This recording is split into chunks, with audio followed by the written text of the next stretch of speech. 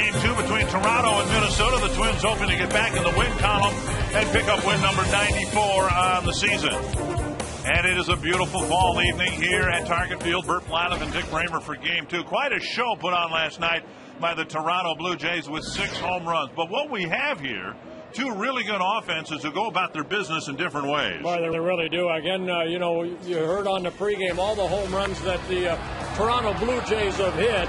253 total home runs. You know what? Against the Twins, they have hit 21 home runs already. And 70% of the runs scored against the Twins have come via the home run. Well, the Twins do it another way. About 40% of the runs scored against Toronto have come because of extra base hits and some good base running. So, these 2 ball clubs look at scoring differently. That's our Lincoln Mercury key stat for the night. What the Twins need, in addition to a win, is a well-pitched ball game. We'll see what happens when we come back to Target Field in just a moment.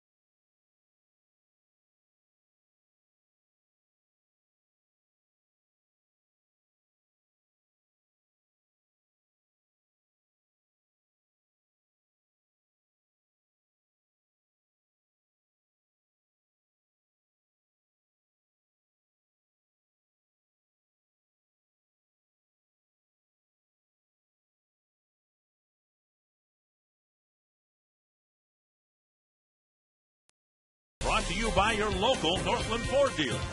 Visit your local Northland Ford dealer or go to northlandford.com. By Menards. Save big money on all your home improvement needs at Menards. And by GMC. We are professional grade. Welcome back to Target Field. Twins and the Jays about to do battle in the second game of a 4-game series. While you're watching the Twins game on Fox Sports North, you can log on to foxsportsnorth.com and check out the Prep Zone. 4 high school football games streamed live. Kickoff has just occurred in a couple of these games. They're underway right now. Good matchups tonight. Eastridge 3-1 against undefeated Mounds View. Champlin Park and Andover played a great game last year that went 1 point Andover's way. Lakeville North against Burnsville as the Blaze try to snap a 3-game losing streak, and Minnetonka Edina. All those games live at foxsportsnorth.com. Tonight the Twins about to do battle with Toronto. Michael Kadire says thanks to 3 million fans.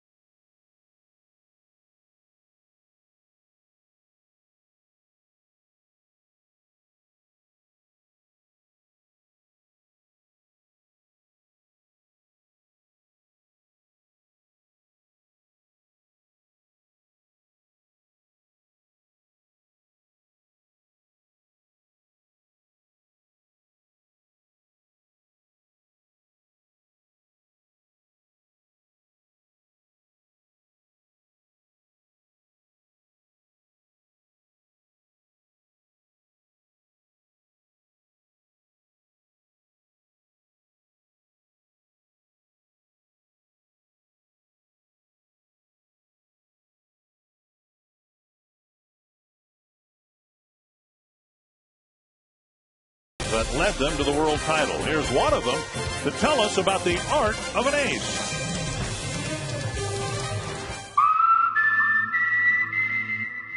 In the heat of a pennant race, every game becomes a must-win. When that happens, the guy you want on the mound is your ace. For the Twins, it's Carl Pavano. An ace is defined more by his persona than his pitches. He is tough, determined, and intense, competitive and confident, unwilling to surrender the ball or the game. Pavano with a brilliant complete game. When he takes the mound, everything is played at a higher level. The defenders are more focused, the hitters intense, and the energy in the ballpark is electric. It's the art of an ace, and the stakes are higher in a pennant race.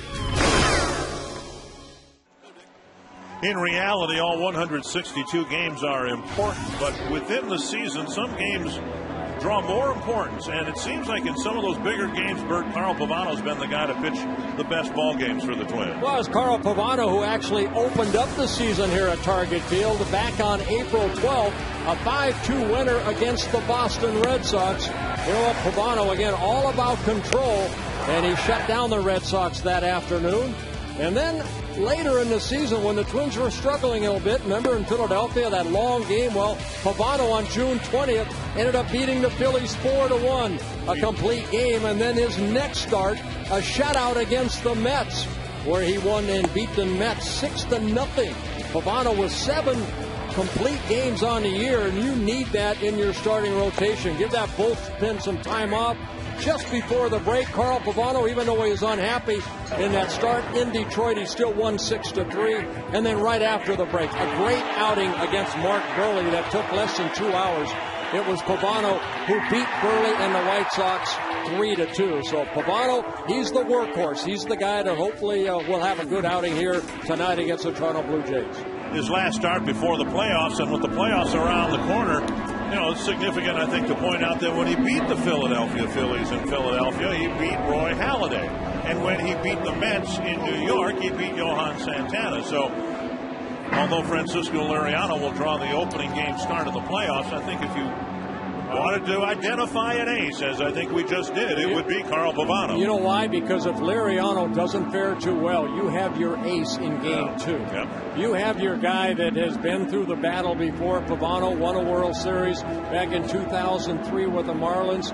Yeah, hopefully Liriano will win game 1, whoever it be, either the Yankees or the Rays, but you have your ace in the hole for Carl Pavano in game 2. I can't reach you to pat you on the back. What game did you pitch in the playoffs? Pitched game 2 in 79 and 87. Well, there you go. It is cool. There's no question about that. It's going to get cooler, but boy, we're just thrilled to death on a beautiful October evening now to be bringing you Twins baseball with Joe Mauer behind the plate. That's kind of nice to see that too. Menard's batting order for the Toronto Blue Jays. Travis Snyder only has hit 14 home runs this year. Junel Escobar's only hit 4. Jose Bautista's hit 54. Vernon Wells has hit 31. Lyle Overbay's hit 20. Aaron Hill's hit 26. Adam Lynn's hit 22. John Buck's hit 20. And Edwin Encarnacion hit 2 last night. He's only got 18. Yeah, what's Escobar doing in that lineup? Come on. Let's take a look at the Chief Scouting Report on Carl Pavano, making his 32nd start and his 3rd against the Toronto Blue Jays. First 2 in Toronto weren't Carl Pavano-like. And, he's looking to be sharper this outing. It'll be interesting to watch Pavano go about his business against this ball club. That's a good fastball hitting ball club. He must pitch inside, not only once, but repeat it, and then change speeds. This is the way you beat the Toronto Blue Jays. You have to show them the fastball off the plate inside, and then change speeds. Well, there's Jose Bautista. 2 more last night, 54 on the season. And his 54th home run last night, incredibly, the first opposite field home run he's hit all year long. And in his career, first one to right field. Well, here's the Northland Ford defense for the Twins. Young, Span, Kubel, the outfielders. Valencia, Hardy, Punto, Kadaya, the infielders. Mauer behind the plate. Tomey is the designated hitter. The only change from the lineup the Twins hope to run out there on Wednesday is at second base. Orlando Hudson will start there tomorrow. It is a beautiful evening, and we've imagined what it would be like come playoff time here. This, temperature-wise, is probably as close as we're going to get to what it might be like on Wednesday. Great weather to play baseball in right here. As a pitcher, you still get a good grip on that baseball. As a player, like Michael Kadire, you know, you're comfortable. It's not too hot, not too cold. Good baseball weather. Players, some of them were bundled up with some long underwear and tops and bottoms before the workout this afternoon. Well, you know what? You see what Delman Young has underneath. They're so light now, you barely know that they're on compared to the old wool ones back in the 70s.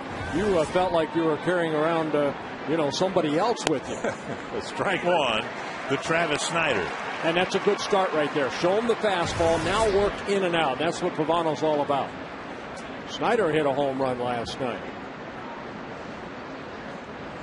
In the interest of saving time, we'll maybe just identify the players who did not hit home runs last night. 1-1. Pavano working quickly. Muchmauer move, now outer half, and a good pitch. Hardy fields, hesitates. Out at first on a very close play. Wow. Up here, it looked like Snyder might have beaten that out. One away. Kerwin Danley, the first base umpire, keeping his eye on Michael Kadire when he hears the pounding of the glove in the ball and then the foot hitting the bag, and a very close bang-bang play goes the Twins' way. So one down, and here is Junel Escobar.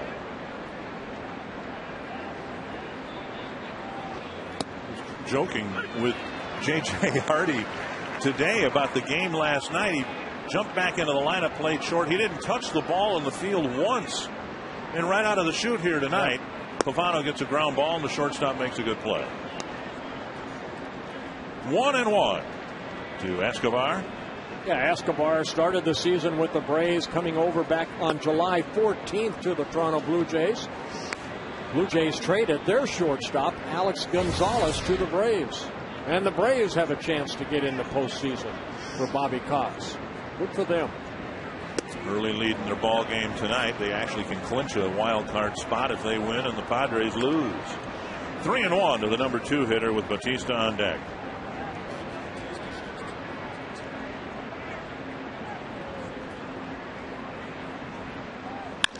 Another bouncer to Hardy.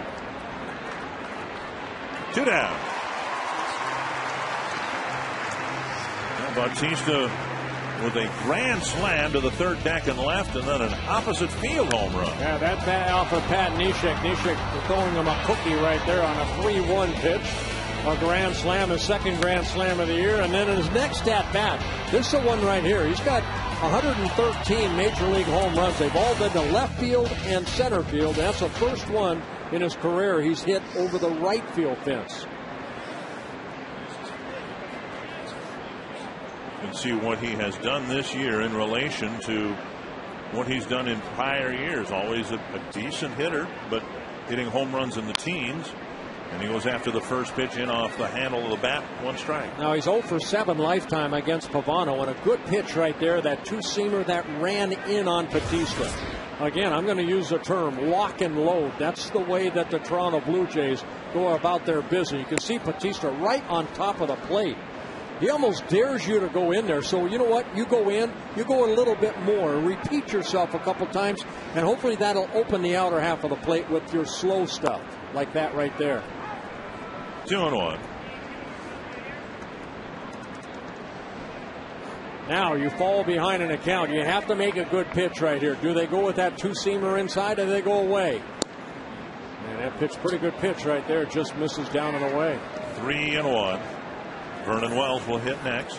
This is a pitch I think you might like right here, down and away, just missing.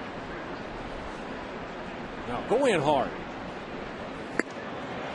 Right there, Batista, he's trying to hit it to the next county. High fastball's got a little movement on it right there. Some life on that fastball from Pavano. Full count. Hold foul. You watch this and you try to think of other major league teams that have this approach. I couldn't come up with any that I've seen, but every year they bring the the huge softball hitters who just wind up and swing as hard as they can. That's the closest thing I've seen to what we've seen from the Blue Jays. And he gets it. Comes back from 3-1 to strike him out. And a 1-2-3 first inning for Carl Pavano.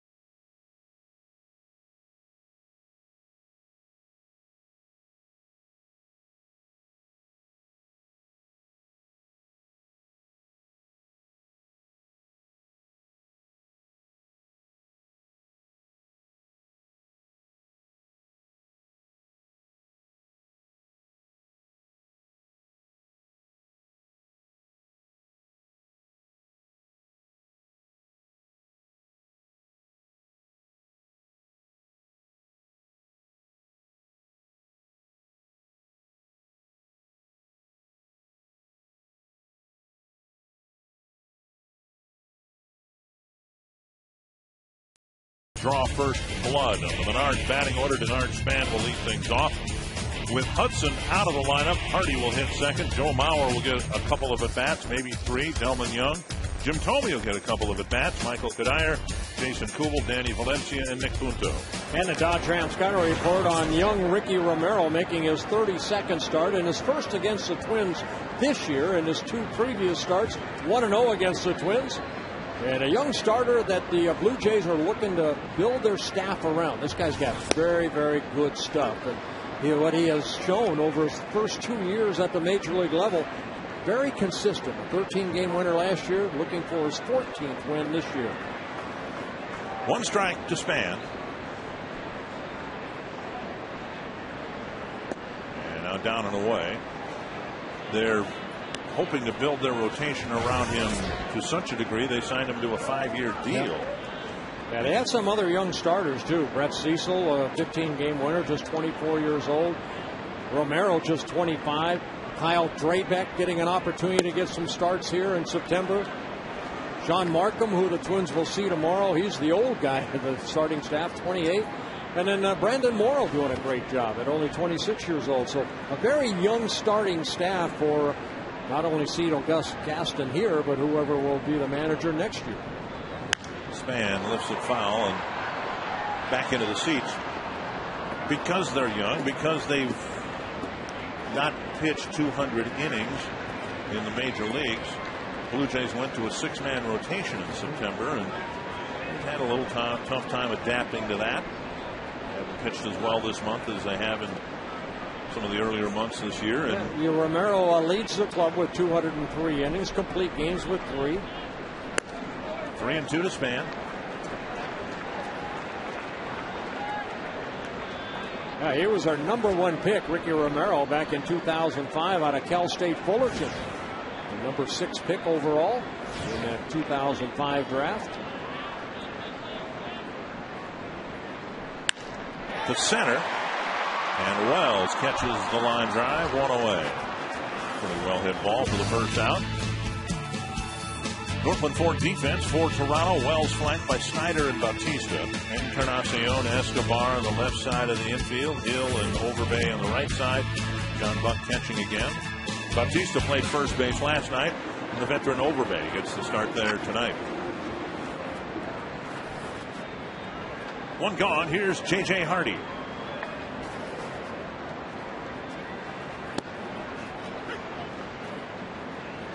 One strike.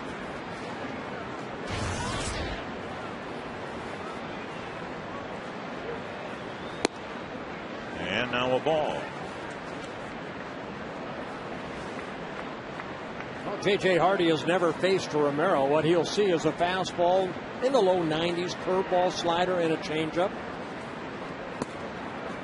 2-1.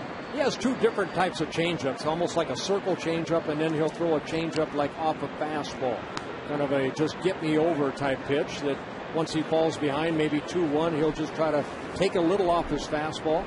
That's what you call a batting practice fastball? Yeah, that BP fastball. That cost me about 96 home runs for a couple years. Never was on the curve, was it? No.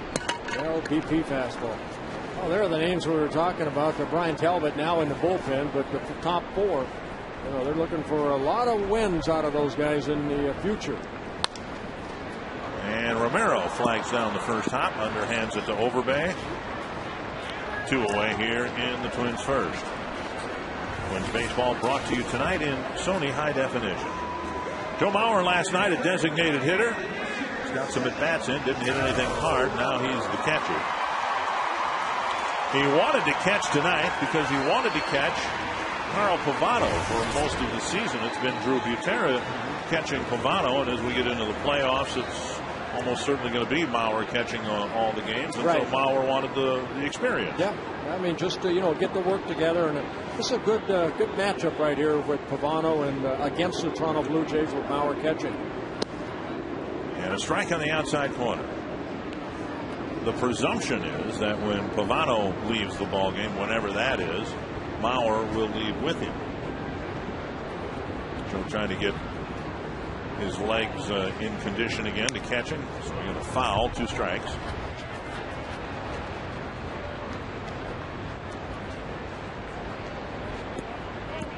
So everything went fine yesterday, but the challenge for someone who's coming back from a knee injury of any kind is to do the catching and the squatting and the coming out of your crouch to throw and all of that. Well, again, you think about it. I mean, this guy won 3 batting titles with all the squatting and all the catching and all the foul balls off of him. Unbelievable athlete. 1-2 to Mauer. And a 2-hopper to second. Aaron Hill to Overbay, and each starting pitcher has a good first inning.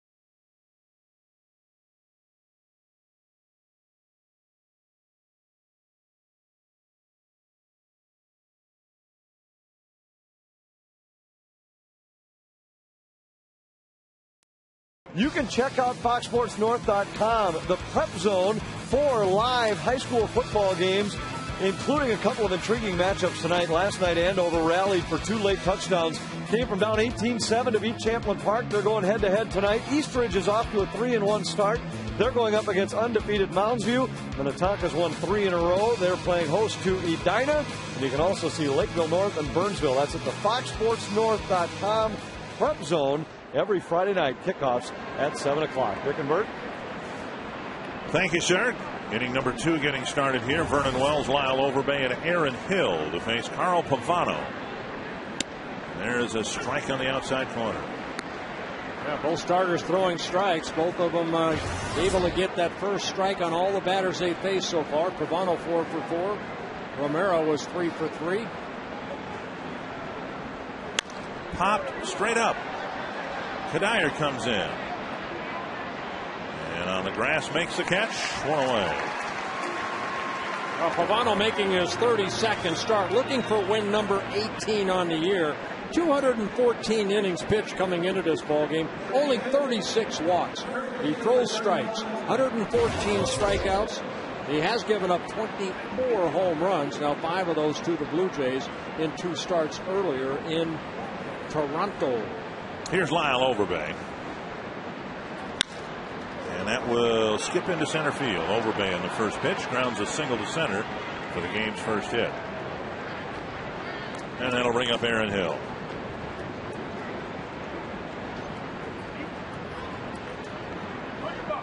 So Pavano keeping the ball on the ground here. 4 balls put in play and 3 of them hit on the ground.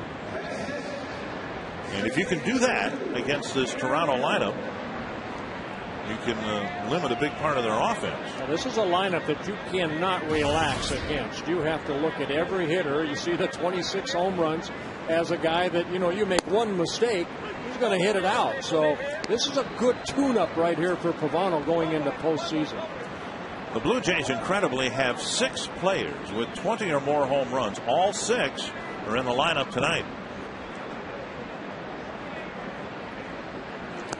Nice pickup by Mauer, and it's 1-1. 253 home runs hit, the 4th most ever. You see a little pick right there by Joe. Nice pick. It's like they've been playing Major League Baseball for 150 years, and my goodness, they've got the 4th highest home run total ever. Yeah, Seattle Mariners are number 1. They did it back in 1997 when they hit 264 home runs. What year was that? 1997. Okay, so they were still in the Kingdom then. Yeah.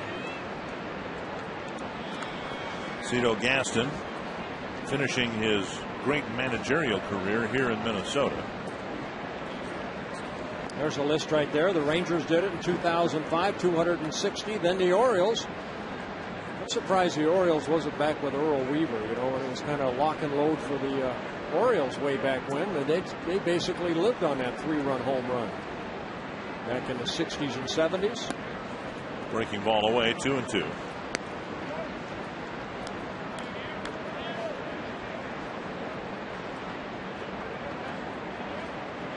Pavano can get another ground ball here. Maybe the Twins can get 2 for 1. Instead, a fly ball harmlessly toward Kubel. And out number 2. Good changeup right there. Had Hill way out front. Man has hunted. He's been hunted since the dawn of time. You can join the wild man, Jared Allen of the Vikings, Tim Bowhunter Wells for exciting big game hunts. You can watch Relentless Pursuit tomorrow at 9:30 on Fox Sports North. Are they going to go after a squirrel or something? Well, it sounds like a serious show. Yes, Relentless Pursuit. Back to caveman days. Good change up right there by Adam Lind. And a programming note. It's Sunday at 9:30 in the morning, not tomorrow at 9:30. So we won't be relentlessly pursuing anything other than a cup of coffee tomorrow at 9:30 for the noon game here. And then they'll relentlessly pursue the squirrel, the rabbit, wild boar, the deer, whatever, on Sunday morning. 2 strikes to Adam Lind. That's a little nubber, but fielded in foul territory. The duck hunting opener is tomorrow in Minnesota. I know a lot of people will be getting out tomorrow to get out set out the decoys, and we wish everybody safety and good luck. 2 strikes to Adam Lind. Got him. Another good inning for Pavano. Overbay with a ground ball single. He's left at first. No score after an inning and a half.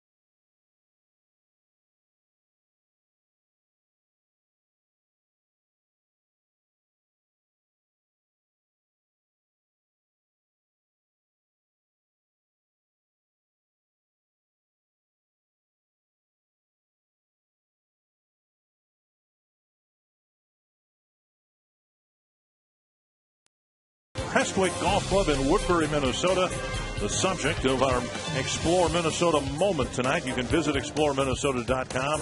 Plan your next Minnesota vacation today.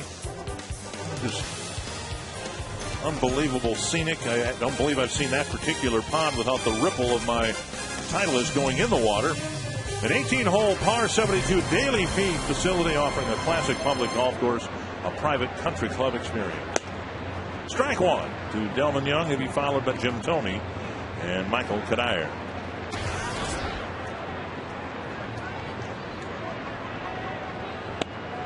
And strike 2. Yeah, good curveball right there by Romero.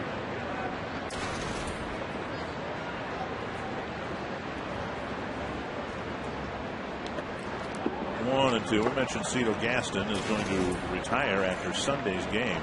Somebody's going to walk into a pretty good situation as a manager.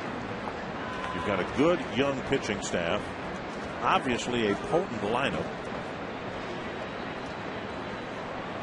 A high drive to left center field. Wells chasing it. It is gone. A home run for Delman Young.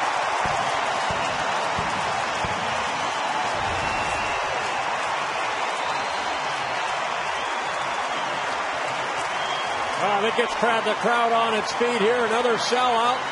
Delman Young looked like he got a pitch up, and boy, did he smack it right into the bullpen of the Jays. The deepest part of the park is right there at the 411 side. His 21st home run, the Michael Jordan tongue, the Babe Ruth tongue, the Burt Blyleven tongue. Yes. Jim Thome taking a strike.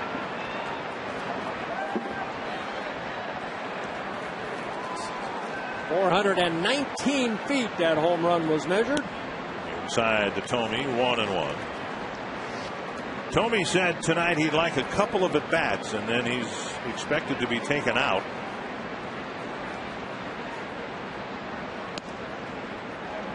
Down and away, 2-1.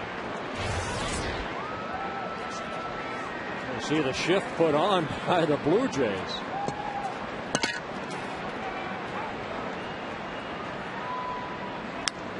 Foul back, 2-2.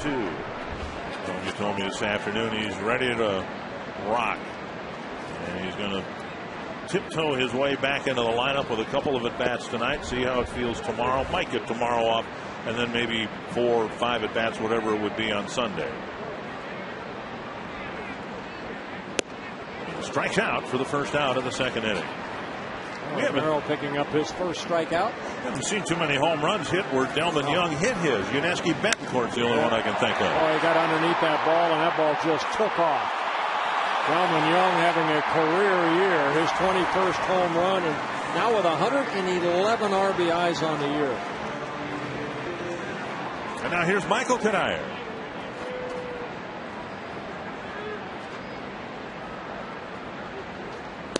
Down and away, ball one.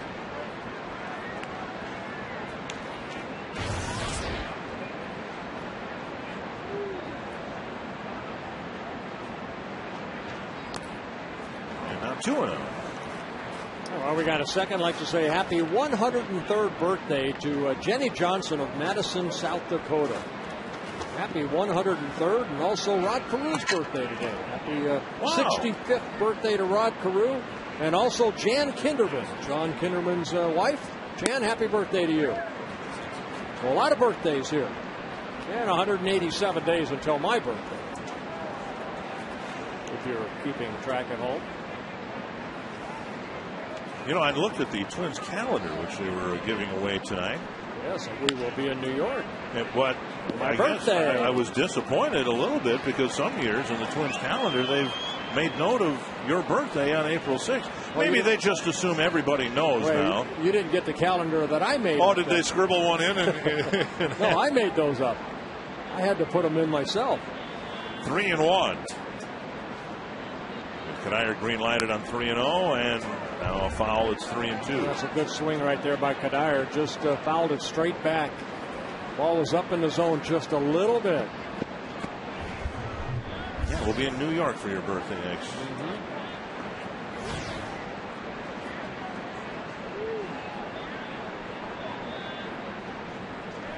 And he came down and in with a breaking ball. Gets another strikeout. 2 down. An exciting time to be a Twins fan, and you can visit the official online shop of the Twins at twinsbaseball.com and get geared up for the playoffs. Whether you're going to be here in person, watch the games on TV, listen to the games on the radio, get your gear on and get geared up for the postseason at the official source, the twinsbaseball.com shop, and you should accept no substitutes. Here's Jason Kubel, and there is strike one.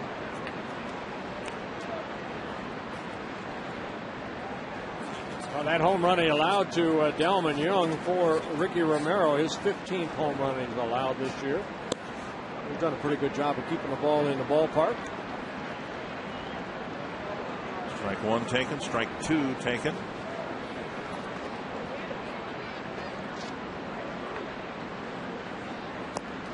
A half swing, did he go? Nope. Dana DeMuth didn't call enough strikes last night for in the minds of a lot of people, and he doesn't call a strike there.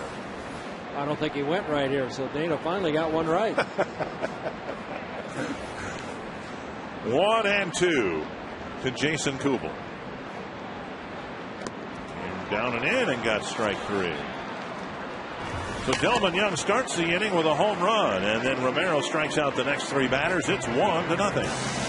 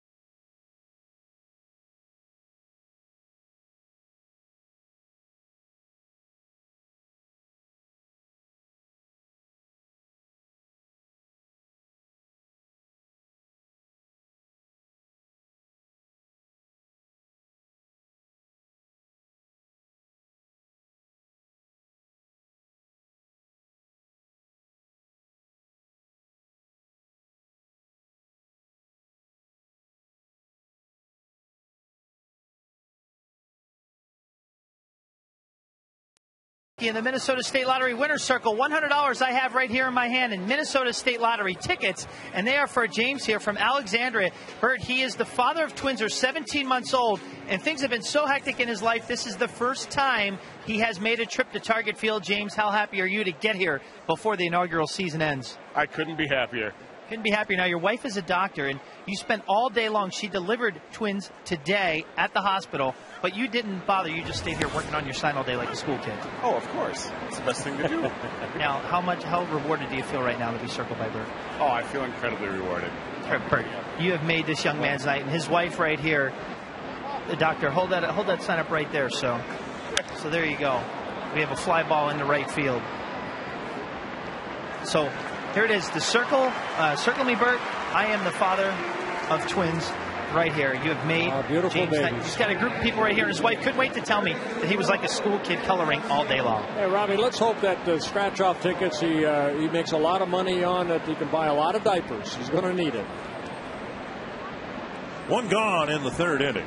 That'll bring up Edwin Encarnacion. Encarnacion hit a couple of home runs last night. Pavano's been able to get strike one on all 9 batters so far. So working ahead in the count. Nice pickup by Valencia. He caught it, or it caught him. At any rate, 2 quick outs here in the third. But, you know, that's exactly what he did against Halladay and Santana in these big games we showed you earlier.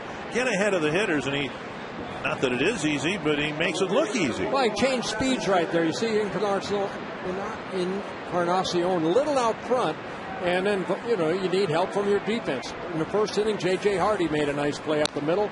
Right there, a nice play by Danny Valencia. You know, you can't strike out everybody, but you know what you can do? You can work ahead in the count, keep your defense in the game by throwing strikes, and Pavano does that. 1 strike to Snyder. It was interesting after the game in discussing Francisco Liriano's night. They said again, you know, sometimes he just gets too focused on trying to strike everybody out. And if, you know, Liriano or anybody else would just watch this guy, he'll pick up some strikeouts, but it's like he wants the at bat to end in 2 or 3 pitches. And that's exactly what happens here in the third.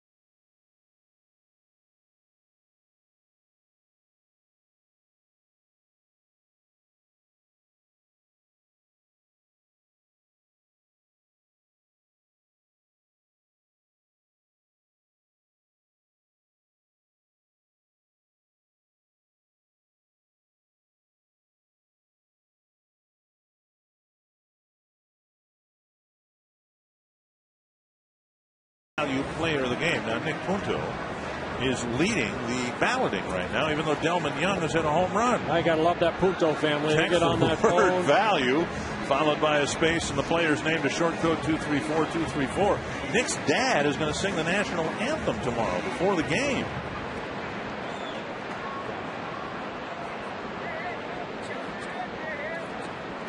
Here's Danny Valencia to lead off the third for the Twins.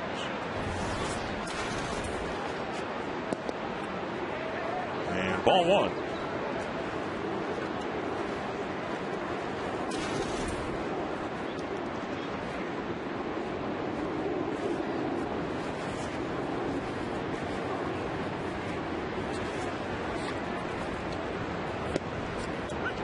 And 1-1.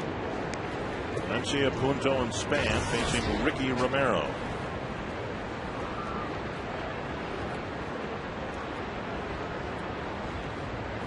Out in front, and it's 1-2. Yeah, both these pitchers doing a good job at changing speeds. He just left that one pitch up to Delman Young that Delman hit the home run. Other than that, Romero kind of woke him up a little bit. He struck out the next three. Tapper to third. Encarnacion is there, firing on the run, one away. Well, Alicia Deutschman, let's see, in our winning section, sections 332 and 321, you are hereby circled. Alicia, I know that you put a lot of signs or time into those signs. This young man right here, 100 straight days he wears that Twins jersey right there. And I'm surprised people are sitting around him. Do we know whether it's that one or does he have like a backup or maybe three or four of them? Backups. Here's Nick Punto. That's a loyal Twins fan right there, always wearing some type of Twins shirt. Very nice. One strike to Punto. Be a big thrill for the Punto family tomorrow with Nick's dad singing the anthem before the game. So he is going to sing because there was some concern that when he came in from Southern California, his voice kind of left him. Well, I spoke to him this afternoon, and he said that, yeah, he's ready to go tomorrow. Good. Here's a drive to the right field corner. Bautista makes a nice running catch. Bautista has played a bunch of different positions, and he played right field expertly there, 2 down. Yeah, they say in Toronto, this guy right here, I mean, he's 54 home runs, but he's a very good athlete, too. And you see him right there run down that ball. Saw him at first base last night. He played some third for the Blue Jays this year. And makes a nice running catch right there, going to the corner. Here's Span. He lined out to Wells to start the ball game.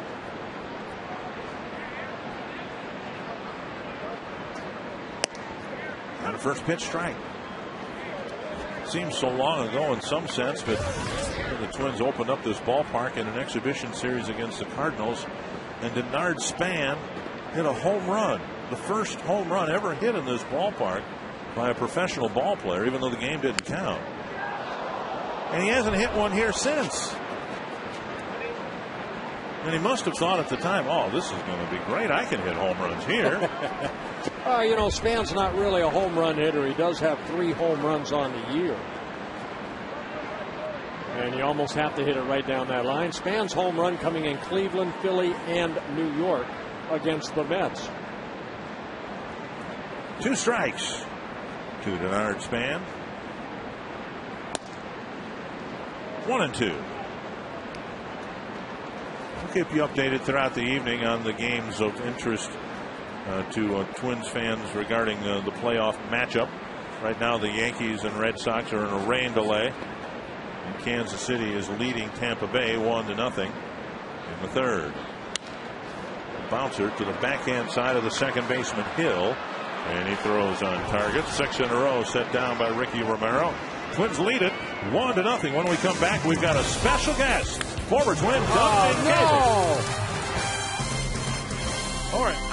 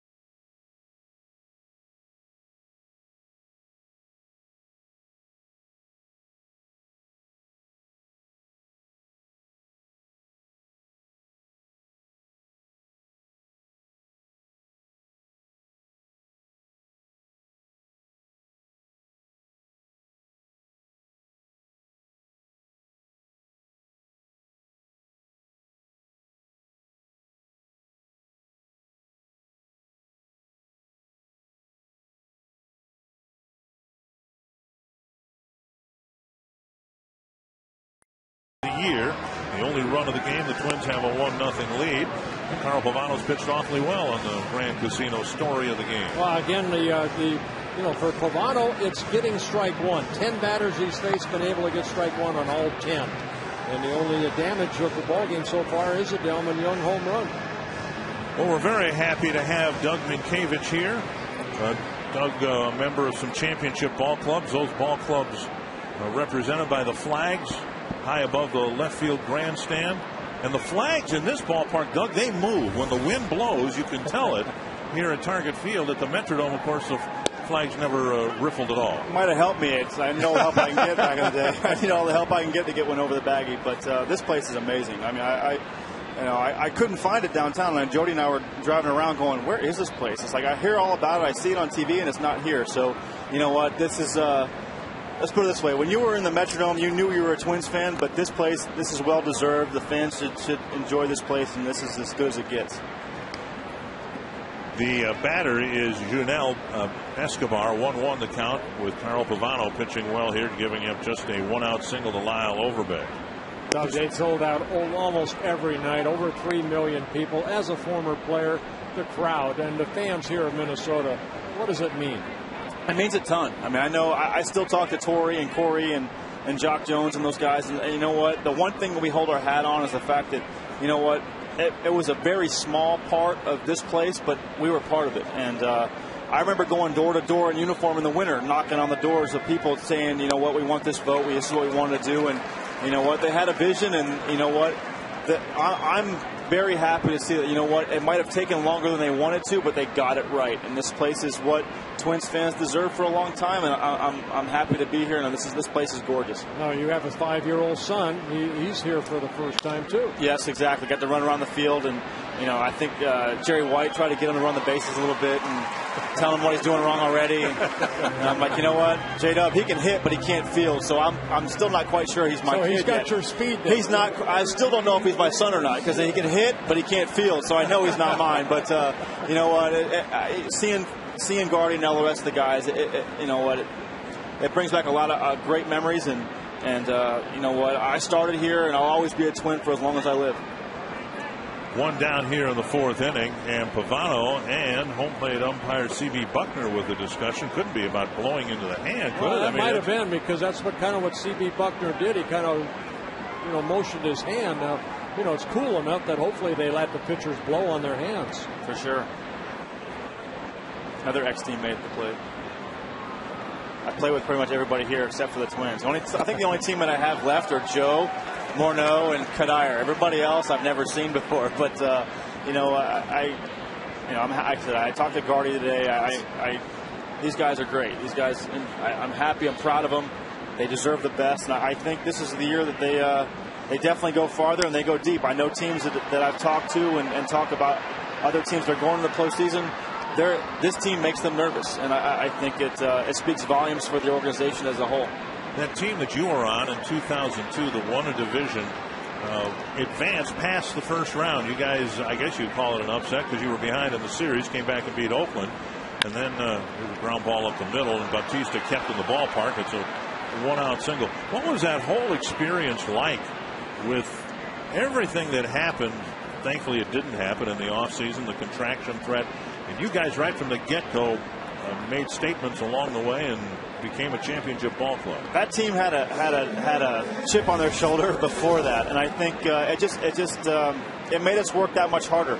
I know it sounds crazy, but I don't think you need any motivation to win games when you're a big league baseball player. But I think the bottom line is that every night we went to the field, we felt like, you know what, they tried to get rid of us, and let's not ever forget that. And I think we got to the postseason, and I think Tom Kelly and Paul Mulder did a fantastic job scouting the A's, because I think if you remember, we never beat Mulder, Hudson, or Zito going into that series. And, you know, Molly and TK scouted them early, and all of a sudden they felt like 3 regular pitchers to us again, and all of a sudden we win that series. And the funny thing is we dominated Anaheim that year, and they end up, you know, beating us in 5 games. So that's just the way baseball is. But, you know what? I've won a World Series, I've won a gold medal, but you know what? That team that I played with in 2002 was 3 games away from going to the World Series, and I could have been happier. I'd give it all back for a World Series ring in this city. Double, a ground rule double for Wells, sending Bautista to the third, and for right now, no farther. Yeah, Pavano hasn't made many mistakes. This one up to Wells, and lucky for the Twins that it hits right there, the warning track, and then bounces out, because Bautista would have scored on that. Instead, it's a double for Wells, his 43rd of the year. 1 out, 2 in scoring position. Overbay, the hitter. You won how many Gold Gloves? 1. You won 1, and you won it the day that the contraction threat was announced, right? I'll never forget that.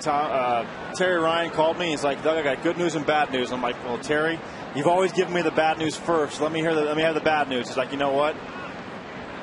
I don't know who's going to give you your Gold Glove, but you finally won a Gold Glove." And I said, "Well, what does that mean?" And he's like, "You know what? I told Torrey the same thing, that the fact that they're trying to get rid of us as a group, and it never really sat in that I won a Gold Glove, because the first thing I thought of was, I'm not going to have the same faces to look at again." I mean, what makes us special is the fact that, like I said, girlfriends, like wives were girlfriends.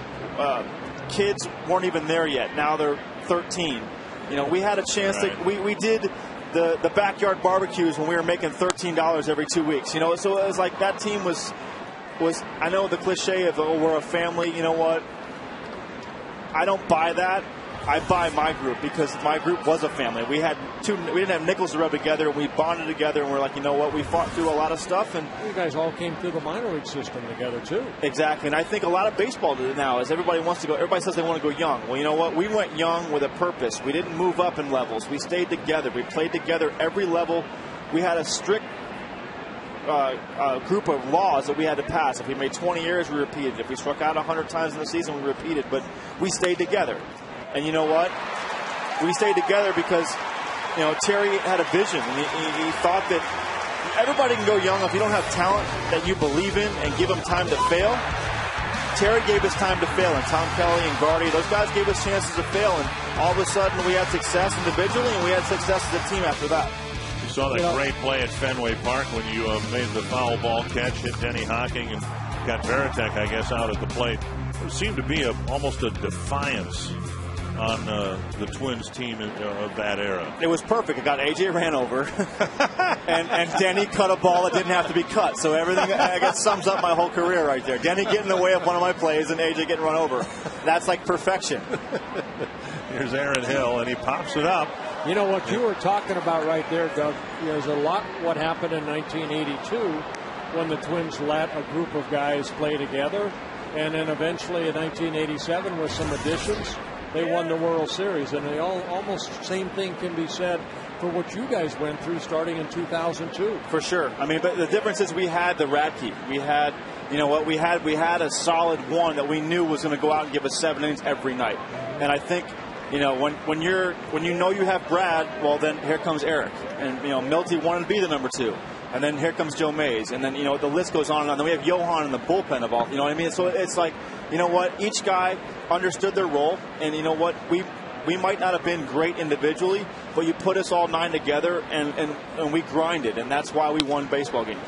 Grounded to third. Pavano has pitched out of a jam marvelously. Twins caught a break. The ground rule double went out. Stranded. Bautista at third, and the Twins still lead 1-0.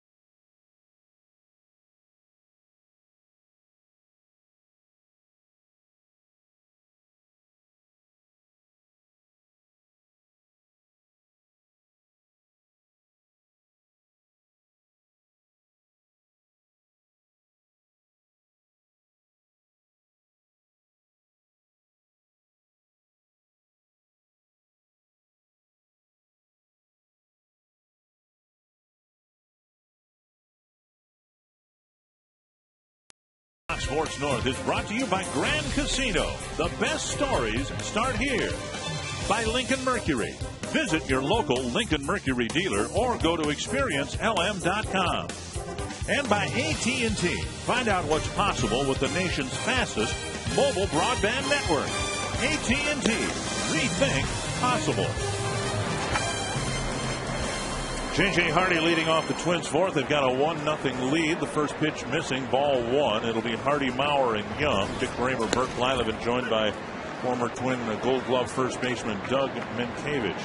Doug, we just referenced it before you got here. This ballpark actually opened up to an exhibition series against the St. Louis Cardinals. Jock Jones, former teammate of yours, was up here for the series.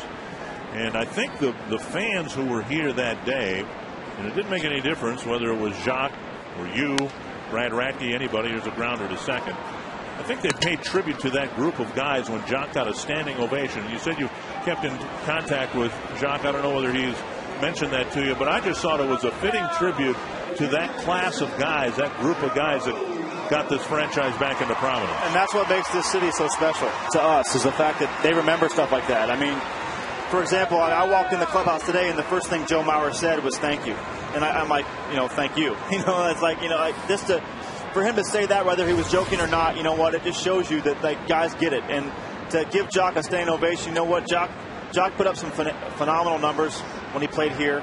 He fallen on hard times, but he picked himself back up, and I think that means a lot to people in this city. You know what?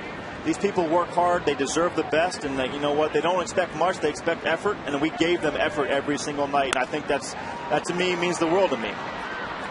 Ground ball to the third baseman. Overbay manages to keep a foot on the bag. 2 down. Maurer's been hitting the ball on the ground every time since his return to the lineup. 2 down. A lot better in the Metrodome, isn't it? I don't know. You know what? It is, but you know what? The Metrodome, everybody called it a dump, but you know what? It was my dump. You know what? I appreciated my dump. I had a hard time driving in and not pulling into the Metrodome. I was like, you know what? People make fun of this, but you know what? That was my pig pen, and I enjoyed every minute of it. And I have a lot of fond memories there. But you know what? That's what baseball's about, is making more memories and making more history. And there's not a better time to do it than now. Delman Young on the first pitch drives a single to center with 2 outs here in the fourth. That'll get Jim Thome to the plate. I feel the same way as you. Of course, 28 seasons inside baseball here in Minnesota, where these people here in Minnesota are outdoor people anyway. But again, a lot of great memories. 87, 91, and then what you guys were able to put together, starting in 2002. For sure.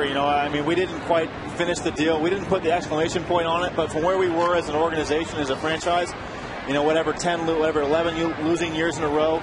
I remember my rookie year, you could hear somebody order a hot dog in the upper deck. And you know what? And it was like, if we finished 500, they wanted to give us a parade. And now it's to the point where if we don't go to the World Series as a franchise, it's a down year. You know what? That's awesome. You know what? If people say it's pressure, you know what? Pressure's a privilege.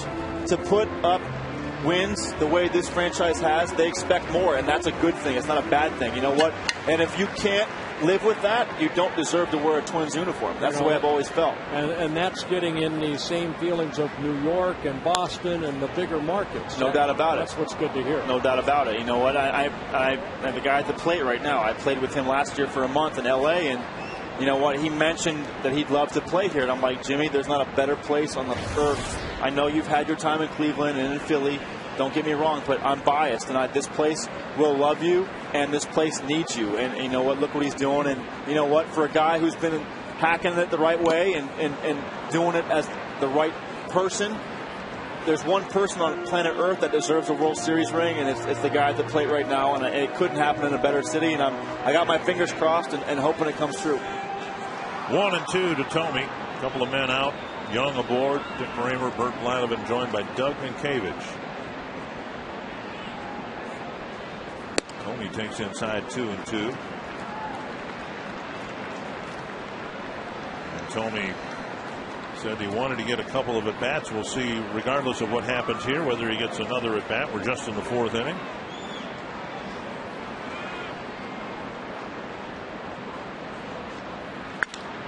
Sharply hit on a couple of hops to the second baseman, Hill. Inning ends, 4 complete, 1-0 Twins. Great to see Doug Minkiewicz back in the Twin Thanks Cities. for having me, guys. I enjoyed it. Hopefully I'll see more of you guys. Absolutely.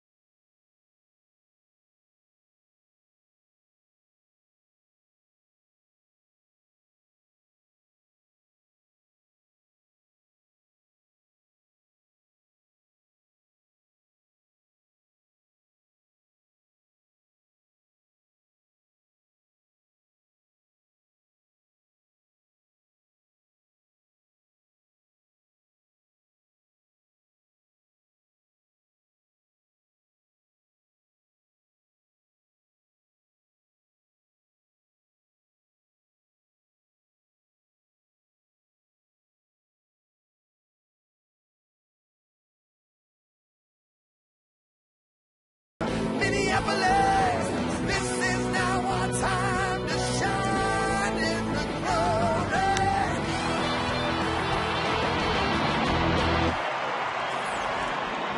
Target Field, a cool Friday evening. And the Twins have a 1-0 lead. Robbie Ince-Mikowski, Bert Blylev, and Dick Kramer with Carl Pavano pitching well. He's pitched out of one ticklish situation. That came in the fourth, second and third, one out. And he got a couple of ground balls, including a comebacker to keep the Jays off the board. Yeah, Adam lined up. He took ball one. That's the first time that Pavano did not get strike one on a batter. 15 for 16 for Pavano. What a job by Pavano last inning. You know, Doug was here, but Vernon Wells hit that ground rule double. That kept Batista at third. He got Overbay to hit a ball back to him, and then he retired Aaron Hill. Great job by Pavano. Foul back. Earlier I was saying, you know, Liriano, the Twins field, sometimes gets trapped into a strikeout mode. He wants to strike everybody out. Pavano's job, as Liriano's is to get people out. It's almost like, though, for Pavano, the strikeout is the last resort, the last means he wants to use to try to strike somebody out. But you're talking about two different type of pitchers. Pavano is more of a, you know, a pitcher's pitcher. He's pitched enough innings that he knows what he needs to do. You know, he's got over 1,000 innings at the major league level. Where, you know, Pavano, he's that type of, he wants to strike out guys. Here's a leadoff extra base hit for Adam Lynn. It's a double to start the fifth inning. So Lynn, the tying runs at second, nobody out. We'll see what the Jays do. When you have the power that they have, you don't do a whole lot of sacrifice bunting or anything like that. Good at bat for Lynn. A changeup right there, and he waited back nicely and got it past Kubel. So Lynn with his 32nd double of the year, the fourth hit for the Blue Jays. 2 doubles, 2 singles. We'll see what Buck does here. He hit a fly ball to right his first time up. He's not going to bunt. That's what I'm saying. You've got number 8 place hitter with 20 home runs. And the 9th place hitter has 18.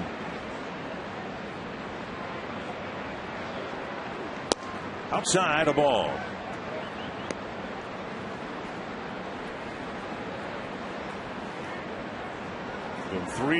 Four fly ball outs. One of them off the bat of Buck. Pavano going to try to keep Buck in the infield and hopefully on the ground. How about a little pop up? That'd be good. 1-1.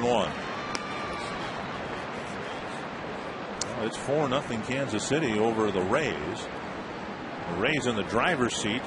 Although the Rays and Yankees are tied, they have the tiebreaker. So if they do what the Yankees do this weekend, it'll be the Rays as division champions, and the Twins will get the Yankees in the opening round of the playoffs. Now, it's been raining up and down the East Coast, and they got a game in Baltimore earlier. For some reason, they've not had much rain there, but it's still raining in Boston. And that might really complicate things for the Yankees if they get banged tonight and have to play a doubleheader tomorrow.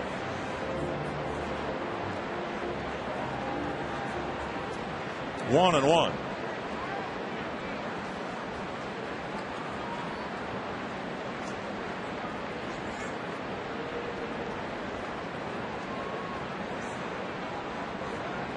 Change up on the outside corner, 1-2.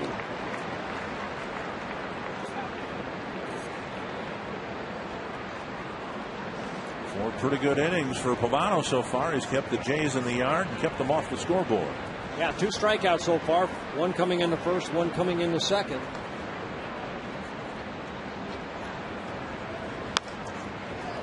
Chopper up the line. Valencia barehands it. And Canayer with a good fielding play to keep the ball from going up the line. Valencia tried to get the out, and on a ball that was just about ready to go foul. And it's an infield hit for John Buck, first and third. You can ask a question online at carsoup.com/baseball. You better hurry. Running out of season here. Mason Myers of Wadena. Do you think the Twins are better off facing the Yankees or the Rays in round one? I think we've talked on that. You know what? The Yankees starting staff is struggling, other than maybe CC Sabathia. I don't think it really matters, but I'd like to see the Yankees come here in round one. That's past Valencia. It's going to tie the game. The bottom third of the Toronto lineup. Here's Young going to throw to second base, and he is out. Encarnacion thrown out by Delman Young for the first out of the inning. Buck reaches third. Lynn scores to tie the game, and a great throw by Delman Young. Yeah, Delman Young hustling over down toward that left field line and makes a one-hop throw to Nick Punto. See Valencia, that ball gets by him. Delman Young hustling over there. And then a good one-hop throw to Nick Punto as he tags Encarnacion as he kind of slid past the bag. Infield in now for Travis Snyder in a tie ball game. Buck at third, one away. And a skip one hopper to the shortstop Hardy and a quick second out. 2 down. There is, take a look at the starters in game one, whether it's the Yankees or the Rays. To me, the overwhelming advantage for the Twins would be if you operate under the assumption that to get to the World Series, you've got to beat the Yankees eventually. You have a scenario here where you would have them in the first round in a 5-game series with home field advantage, or having to play them in the second round in 7 games without the home field advantage. Outside, ball 1. Now, of course, the Rangers are going to have something to say about who the second round opponent would be if the Twins survive the first round. 1-0 to Escobar, and Pavano trying to weave his way out of the 5th inning here. 2-0.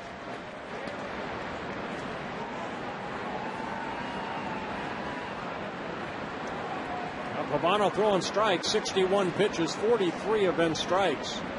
No walks in a ball game, a couple strikeouts.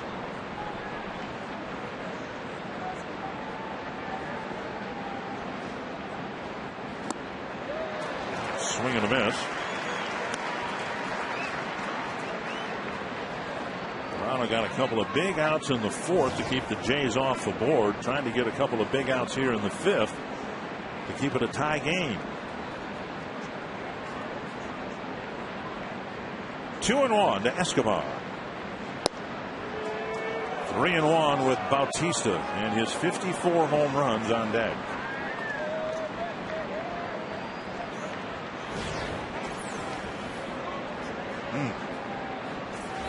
I think Pavano threw that pitch right where he wanted to. Taken for strike 2. Now this is where Pavano we've seen before. He has enough faith in that changeup just to change speeds a little bit. The last one a fastball.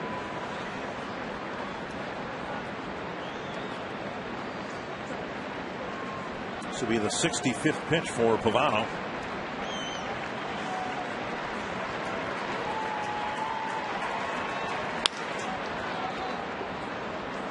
And between Brian Butterfield and the line. They took a little off that at 85 miles an hour.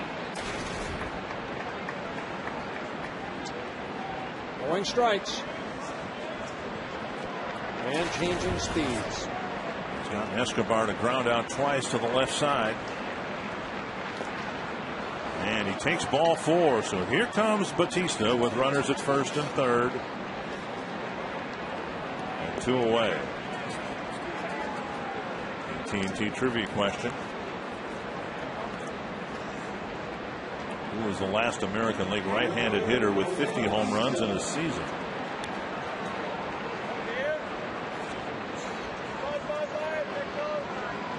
I'll go with the Yankee third baseman. Mr. Rodriguez, I know he hit 54 one year. First and third, 2 down, and here's Bautista. And he takes ball 1.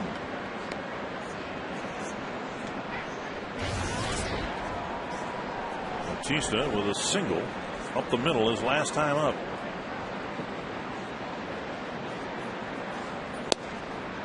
Shaves the outside corner, 1-1. Good breaking ball right there. Again, Bautista right on top of the plate. First pitch, a changeup, then the breaking ball to even the count.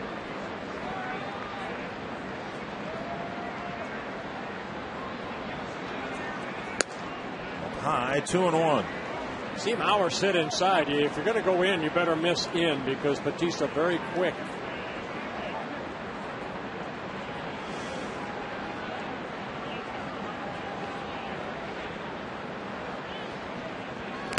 Big swing and a foul, 2-2. A high fastball. That's how he struck him out in that first at bat on some good high fastballs. One back inside, and Bautista. See that little bit of an opening right there. See if they go back in and do it again. 2-2 to Jose Bautista. And a full count with Vernon Wells on deck. This has been Pavano's longest and by far most difficult inning. They tried a changeup right there, which wasn't bad. 23 pitches so far this inning for Pavano.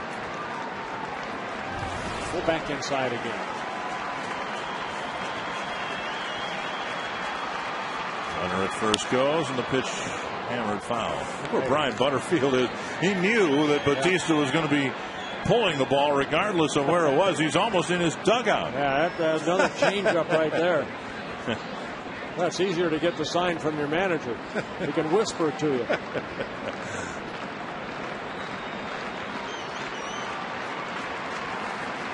Full count again to Bautista. To center, hit it, span. End of inning. And Pavano again does a great job pitching out of trouble, allowing 1 but leaving 2.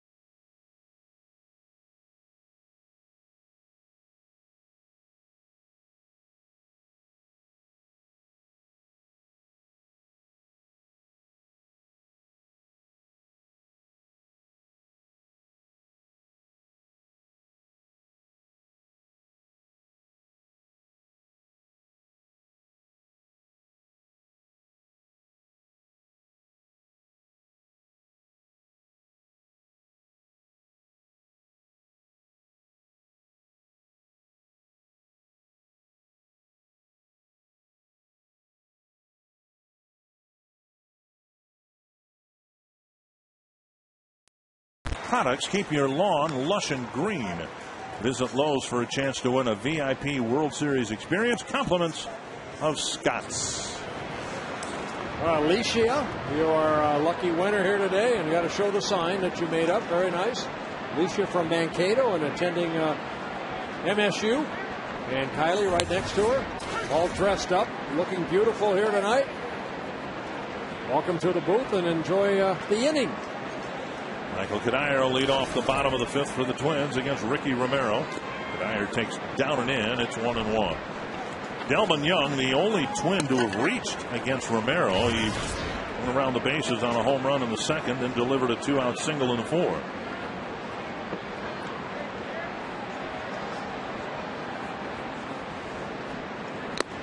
High fastball gets strike two.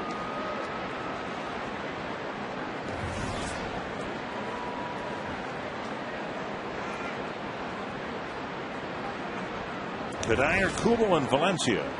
Using Romero here on the Twins' fifth. Inside, 2-2.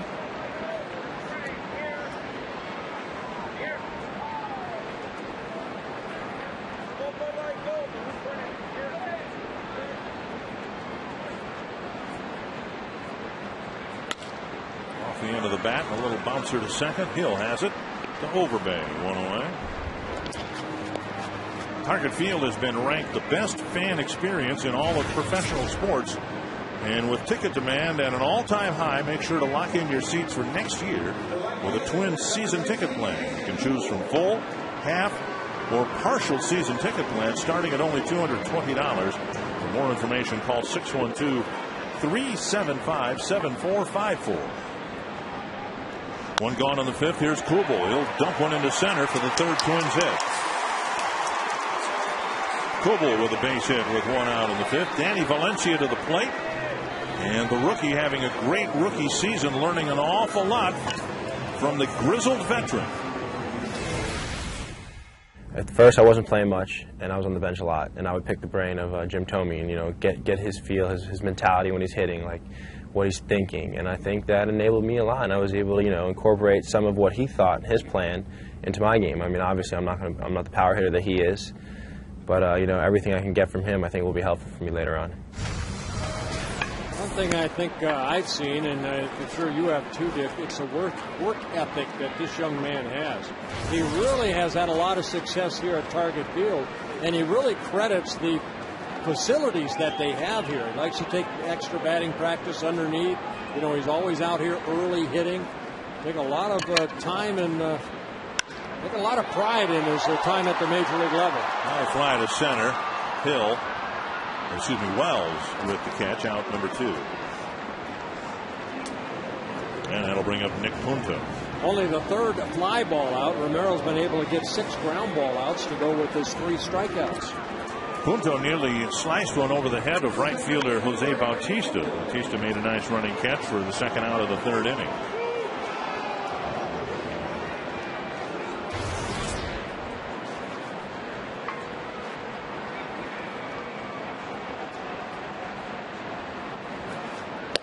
On the outside corner with a fastball.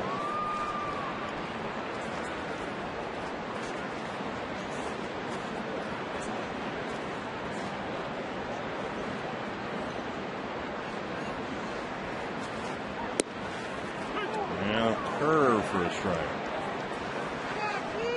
He's got good stuff, and he's able to get his pitches over for strikes. That's a pretty tough combination. Yeah, that's why the Blue Jays ended up signing him to that long-term deal. A 13-game winner last year, looking for win number 14 this year. Changes speeds well. You saw the curveball. He'll mix in a little cutter in on right-handers.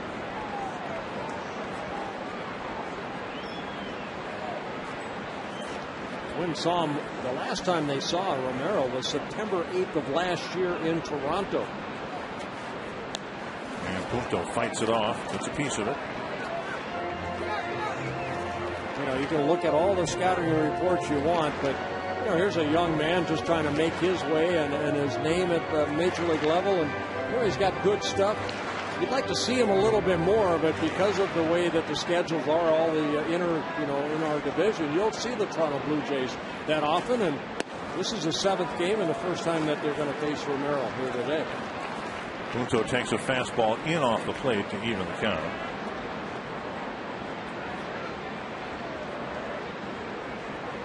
Blue Jays got their run with some hits from the bottom of the order. Punto trying to provide one for the Twins here in the 5th. Change up left up right there, and actually Romero's done a better job against right-handers than he has left-handers. Right-handers coming into this ballgame hitting only 235, where left-handers are hitting 272.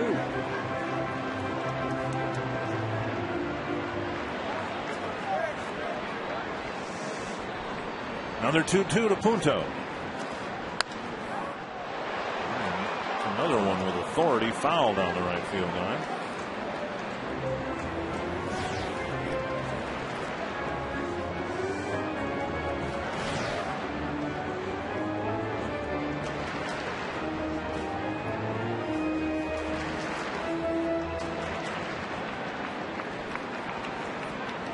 Romero will try again on 2-2. Bouncer to the right side. Hill to Overbay. The inning ends. The Twins leave Kubel aboard. 5 complete and a 1-1 game.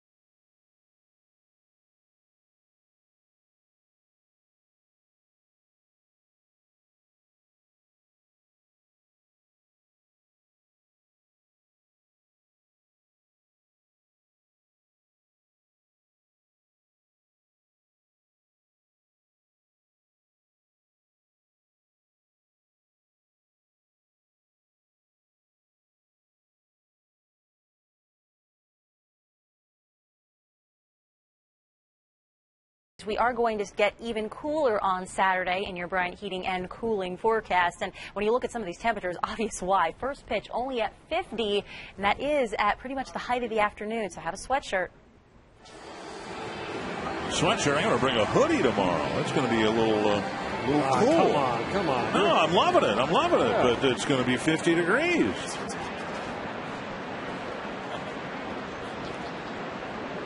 Here's Vernon Wells leading off the 6th against Carl Pavano. To center, and Span coming in, makes the catch. So the last 2 outs have been liners to Span, the final out of the 5th and the first out of the 6th. And that'll bring up Lyle Overbay.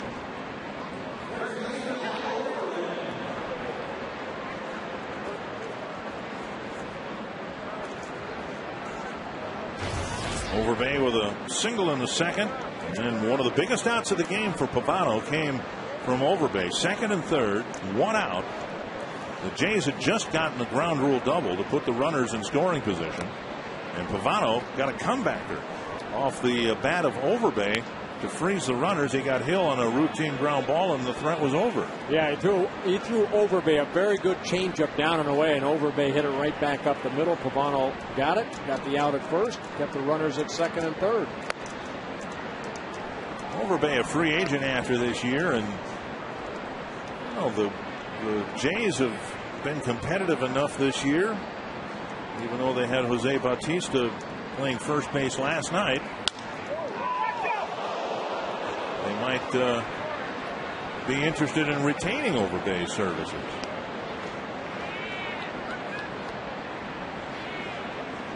And Overbay checking. It looks like the fan down by the end of the Toronto dugout is okay. It's easy for us to say.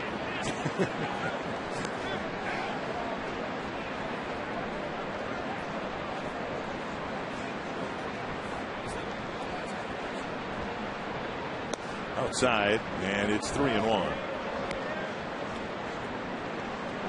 Pavano now with 78 pitches. Really wants to get a good workout in here. He's had some shorter starts than he would like lately. Another blast to center, span over and back. He won't get there. Overbay has a hit. It'll be another extra base hit. And at least the extra base hits tonight are kept in the ballpark, and they're doubles and not home runs. Yeah, third double for the Blue Jays here off of Pavano. And 7 hits. Left the pitch up right there. You know what? If anything out of this outing right here for Pavano, he's worked out of some tough little jams he's going to put himself into. The ball just kept going and going, and Span couldn't catch up to it. So Overbay getting his 37th double on his second hit. Aaron Hill, the hitter. Just off the plate, ball one. Hill not hitting for much of an average, but yet there he is with 26 home runs and 68 runs batted in.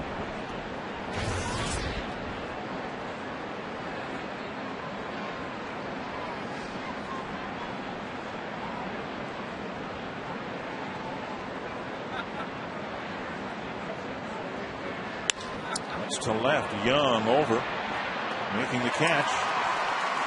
And back to second goes Overbay. Well, even the outs have been hit with some authority here as of late. 2 down. Adam Lind will hit. The regular season ends Sunday, and the Twins will be celebrating Kids Appreciation Day at Target Field. All 4 fans, 14 and under, will get a cool team poster. You can call 800-33-TWINS or visit twinsbaseball.com. Check on the availability for Kids Appreciation Day on Sunday. Here's Lind, doubled and scored in the 5th. Don't know what I've enjoyed more, Bert, watching the fans here at Target Field. Of course, people my age, we'll call them middle-agers, they've enjoyed the ballpark as much as anybody. But I've gotten a particular kick out of the really young kids and the seniors who've come to Target Field to enjoy this wonderful experience we've had this year. Yeah, so many fans, so many happy fans.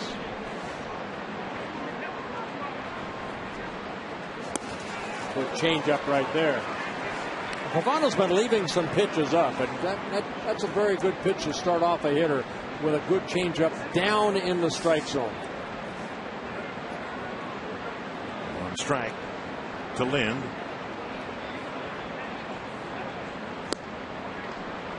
Another change up.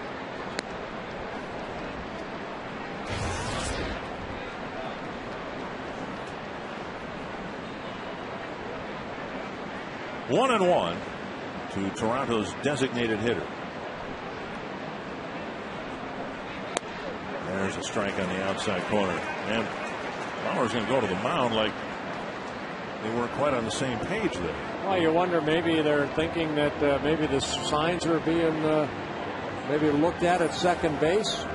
Bauer sits away. It's a fastball that flips the corner.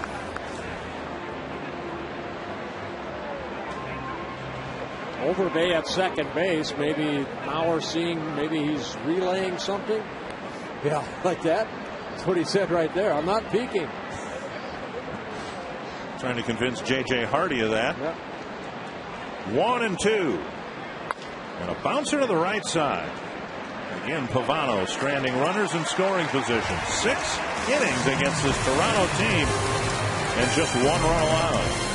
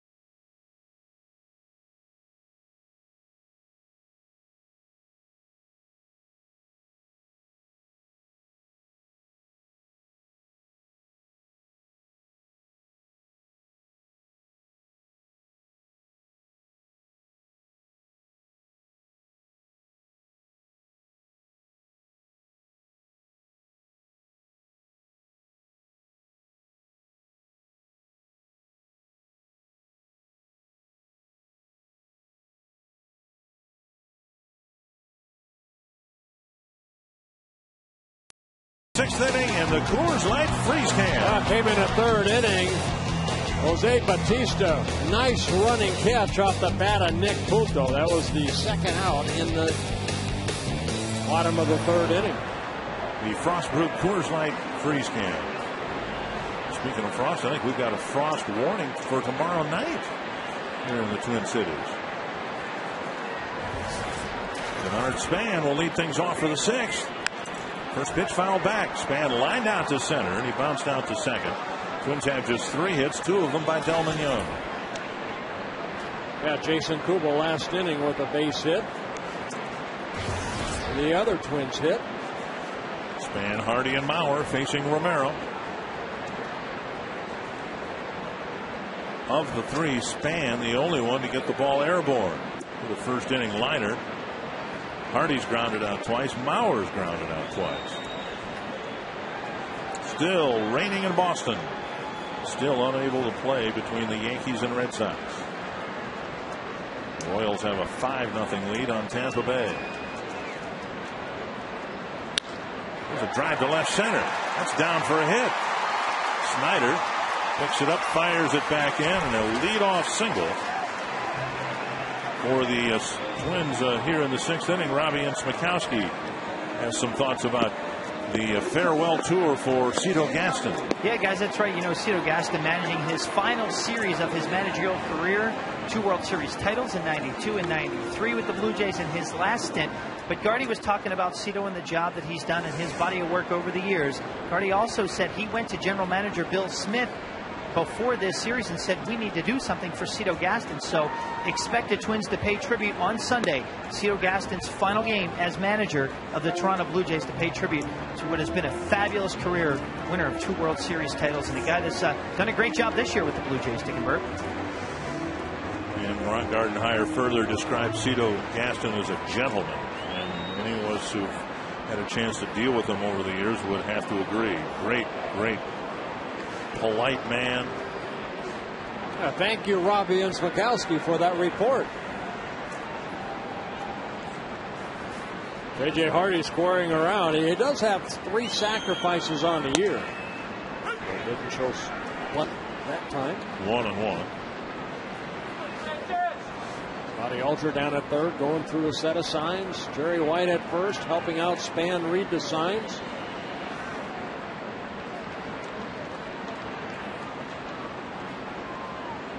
Now, we know about Span and his pickoff problems, but once he's taken off without a throw from the pitcher, his stolen base percentage very good.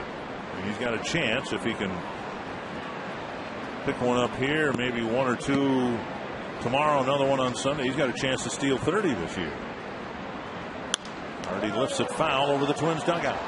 Well, Romero looks like he's pretty quick home. He throws over there, just steps over, but he almost utilizes that slide step. So you would think, you know, as a left-handed pitcher, there's Scotty Alger. J.J. Hardy looking over. It'd be tough to run against. So more of a hit-and-run situation. Kicks away from Buck, and Span will go to second the easy way on a wild pitch.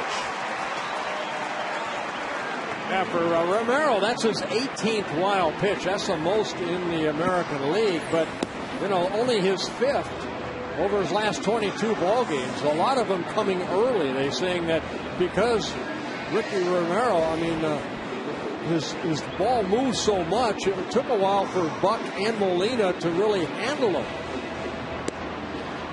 Well, that ball getting away from Buck. And a good job by Span, seeing it right away and scooting over to second. And we'll see what Hardy can do now about pushing the runner up another base.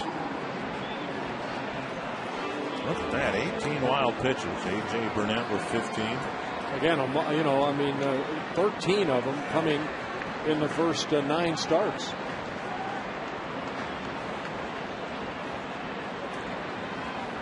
And big strikeout for Romero. Hardy can't make contact with the breaking pitch. 1 away. Well, the first strikeout for Romero since he struck out the side after Delman Young's solo home run in the 2nd inning. Here's tonight's in-game box score presented by Mass Mutual. Well, not a lot of hits, only 5 hits for the Twins. 4 hits for the Twins. A couple singles, 3 singles and that solo home run by Delman Young. Mauer hitless in the series, 6 ground balls that he's hit. 2 of them have been hit to the third baseman, where the third baseman's been shifted over. Now, Encarnacion isn't going to be shifted over here because of Span being at second base. Mauer has hit the ball twice on the ground between the shortstop and third baseman in a conventional alignment. It's just that the Blue Jays have had the third baseman swung over on a shift. 1-0. 2-0. First base open, Delman Young on deck.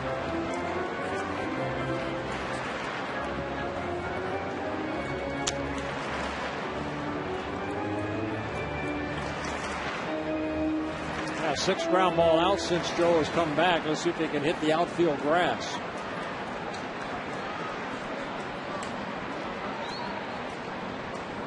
Three and 0. Romero hasn't walked anybody. He's only had a few 3-ball counts. This will be his 85th pitch of the night.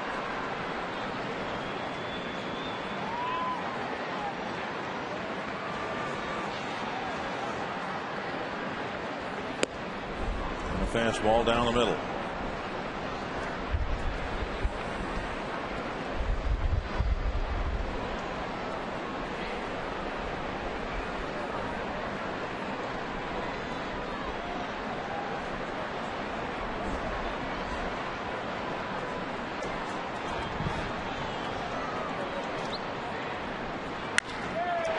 There's the outfield grass. Span around third, he'll score, and Mauer puts the Twins in front 2-1.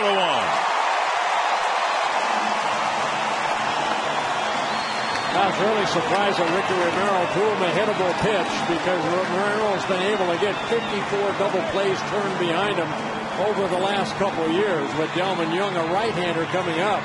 That ball left out over the plate to see Buck wanted it middle in. And Joe Mauer does hit the outfield grass, picks up an RBI. Span had to wait, make sure it got through, and then picking up Scotty Alger. Scotty sending him home. The Twins take a 2-1 lead for Mauer, his 75th RBI of the year.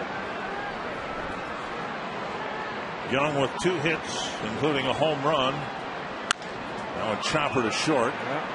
And that's the double play ball they wanted if they had not pitched to Mauer. But they did. He made him pay the price. And the Twins retake the lead 2-1.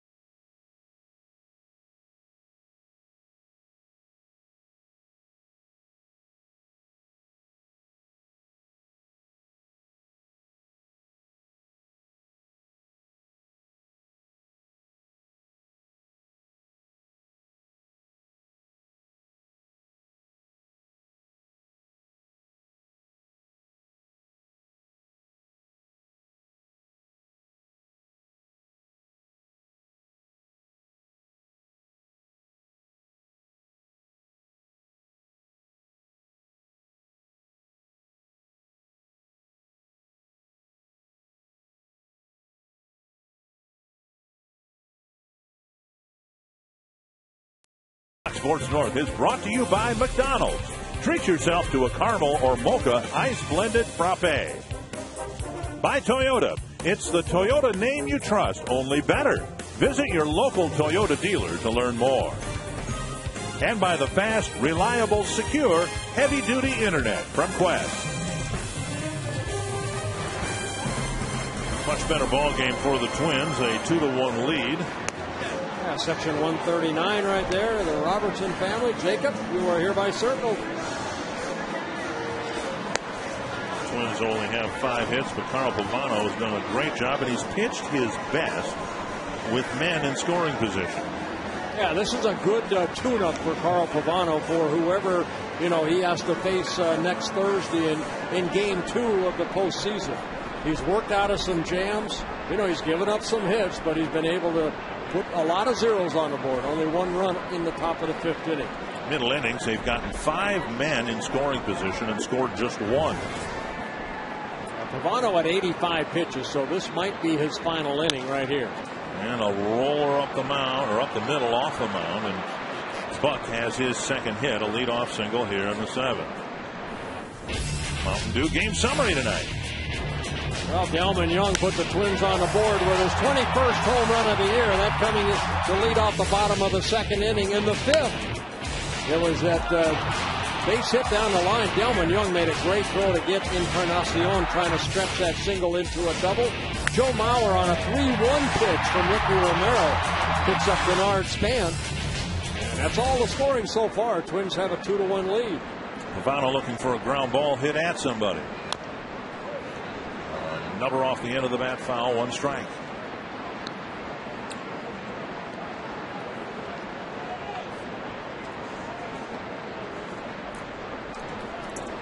Mauer catching tonight, and the word was he would catch as long as Pavano pitches.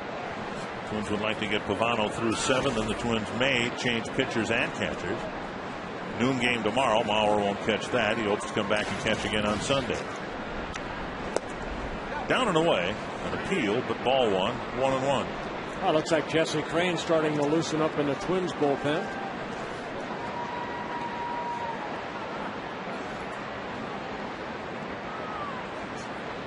Now, Pavano coming off 2 short starts for him. A 5-inning outing a couple starts ago in Chicago, and then his last start in Detroit. He got beat around pretty good. Gave up 7 runs in 4 innings. So a good outing here for Carl.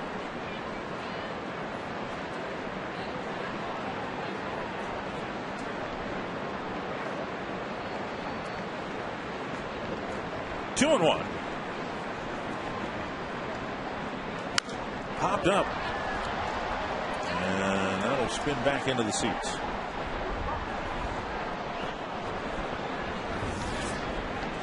Pavano struck out Bautista to wrap up the 1st. He struck out Lynn to wrap up the 2nd.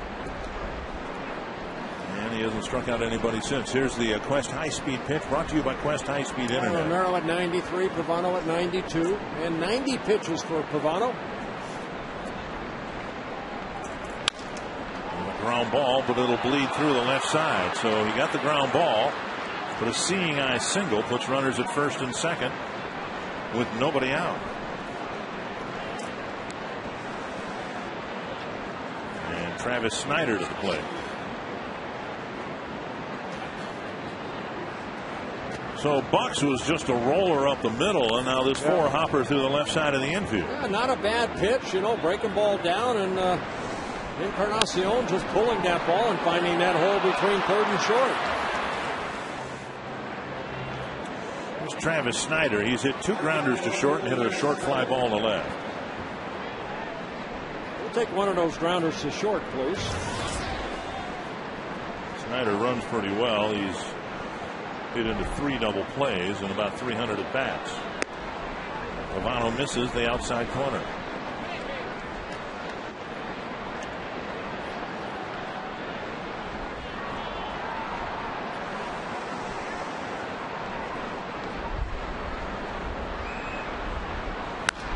There's a ground ball to 2nd. Nice pickup by Punto. Everybody's going to be safe. An errant throw, pulling Hardy off the bag. Yeah, Punto trying to turn a double play right there rather than just make sure you get an out.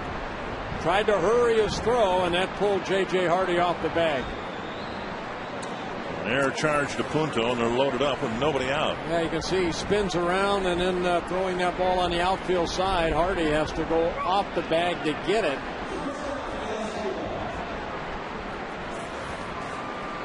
it's same as if a ball hit back to the pitcher. You know, you have to just make sure you get one, and then let the middle infielder, that being J.J. Hardy, complete the double play. Quick trip to the mound by pitcher coach Rick Anderson.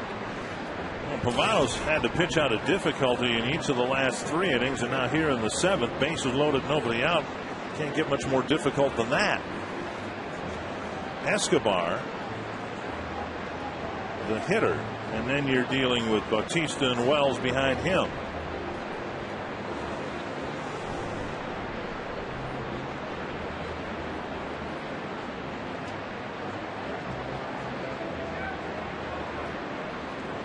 And with a weapon warmed up down in the bullpen like Jesse Crane, well, the Twins do have an option here. Pavano, I know, wants to try to get out of this on his own, but you've got a guy who's been very, very tough for the last 4 months, ready to go out there in the bullpen. Corner infielders are going to play up, middle infielders back. And Escobar's pulled the ball twice to the left side on the ground. He walked his last time up. Here's strike 1. Good fastball, inner half of the plate.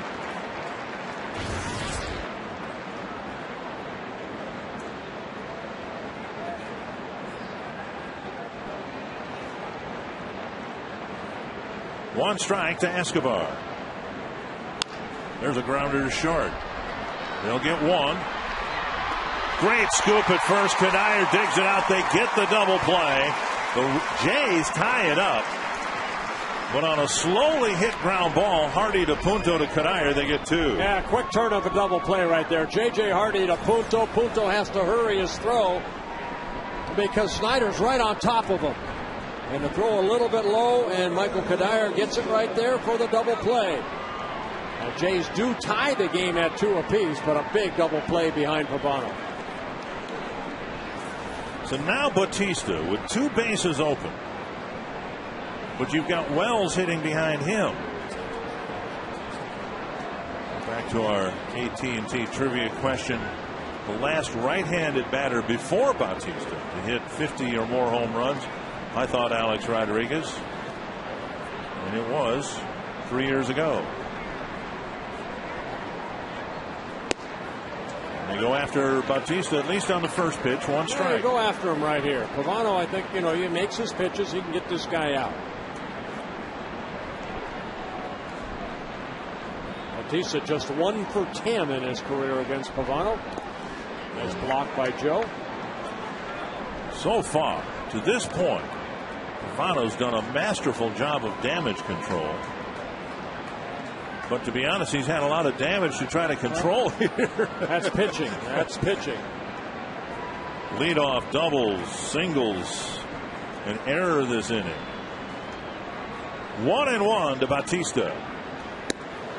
You know what? This is another good outing for Pavano because this usually in postseason, this is the score of games in postseason late. It's usually, very close games, and you need to work out of situations, and Pavano's been able to do that. Popped up, it'll reach the seats. We went back to that fastball middle in. And that's what you look for too, don't you, in a pitcher, particularly a veteran pitcher, his ability to throw quality pitches late in the game in a tight game like this. And we've seen Pavano make some really good pitches. That's why he's averaged almost 7 innings per start this year, because he's able to work out at jams. His 100th pitch freezes Bautista as he takes a fastball right down the middle. The Jays get one. And Pavano again does a great job controlling the damage. Stay tuned for the 7th inning stretch, brought to you by Medica.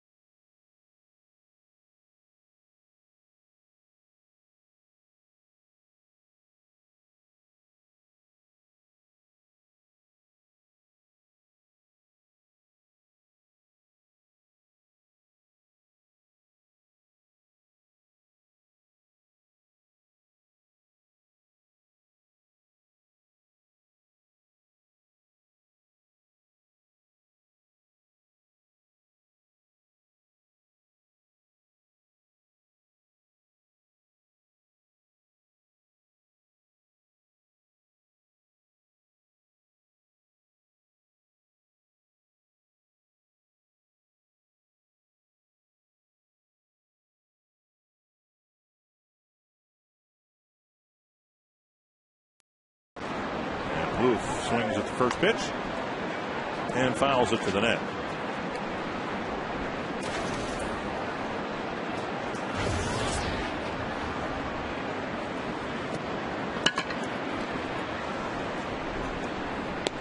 Curve over. You know, we've seen that pattern so often from Romero. Fastball, strike one, curve, strike two.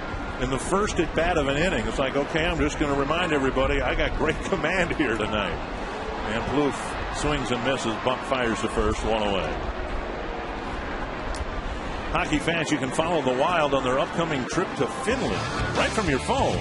Text WILD to short code 234234 and get updates all throughout the trip, both on and off the ice.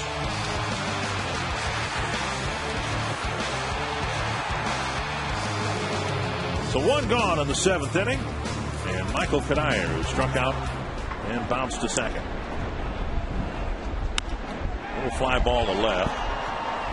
Jammed a little bit right there. Snyder making the catch for the second out.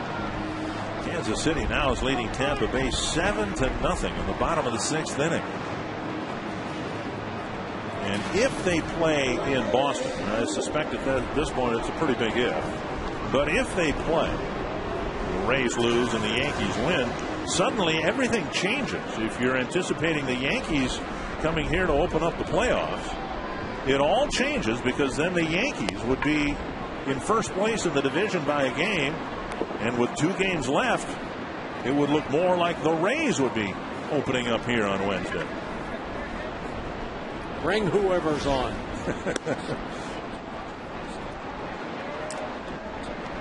You know, I just remind myself and everybody else, be careful what you wish for, because it just might happen. You want the Yankees in the first round, well, that might be a tough assignment. You want the Rays in the first round, they're an awfully good baseball team. You don't get to this point of the season and continue on without being a really good team. Good curveball right there by Romero. That man has some nasty stuff. 1-2 to Kubel, with 2 gone quickly here in the 7th. Boy, if you're a Twins fan, all you need to do is think back a few years ago, too, when the Twins ended up passing the Tigers, winning the division. They thought it was a huge break, not getting the Yankees in the first round of the playoffs, and they were swept out in 3.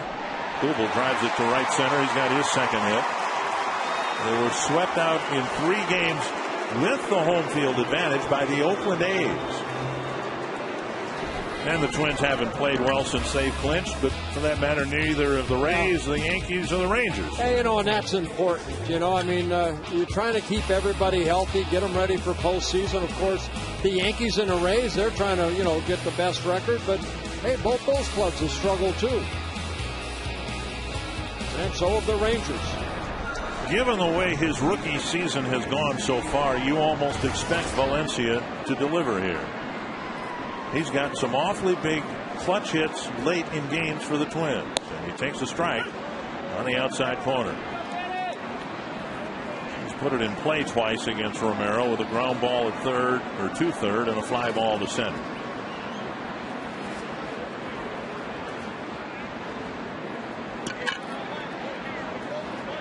And there's the curve missing. It's 1-1.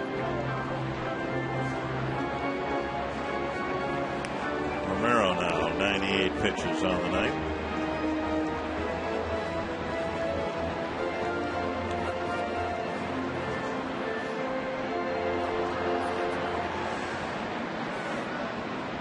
He should get some votes. Yes, he should. There's a drive to right field. Bautista is back to make the catch. So he put the barrel of the bat on it, hit it hard.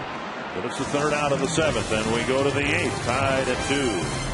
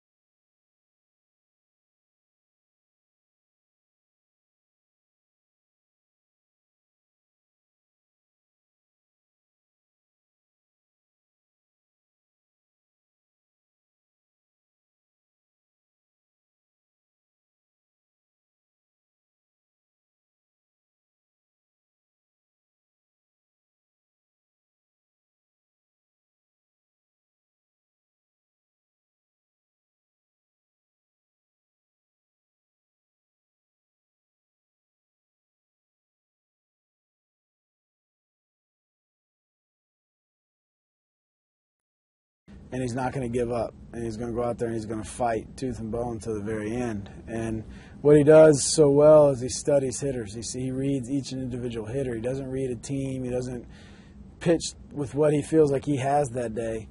He pitches to a hitter's strength and a hitter's weakness. That's exactly what Carl Pavano did here tonight. 7 very good innings for Pavano. You know what? I mean, he got Batista a couple times on that ball strike right there. Batista not happy, but a good outing for Carl Pavano. 100 pitches, 67 were strikes.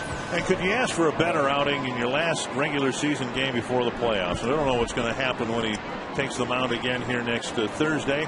But, well, he just looked sharp. He made some tough pitches. He executed some tough pitches late in the game with the lead on the line. And now Jesse Crain comes in to pitch to Vernon Wells. Yeah, you know what, and I mentioned that before. You know, that is a good outing for Carl Pavano because he did work out of jams. And you're going to get that in postseason. You're going to have to work out of jams.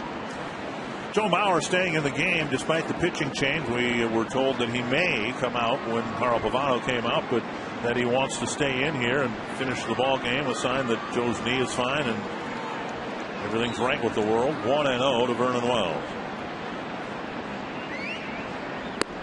And now 2-0. And Crane wants a different baseball. Middle of the Toronto lineup, Wells, Overbay, and Hill. And all of them forces to be reckoned with.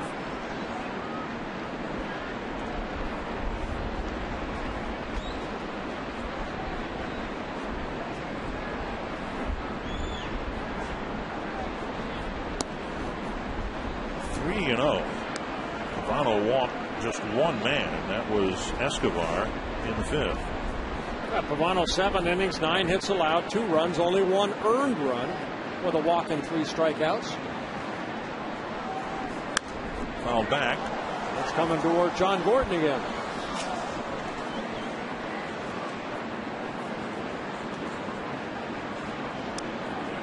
John Gordon just above those people right there. I think somebody's trying to get him. He must have something out on him.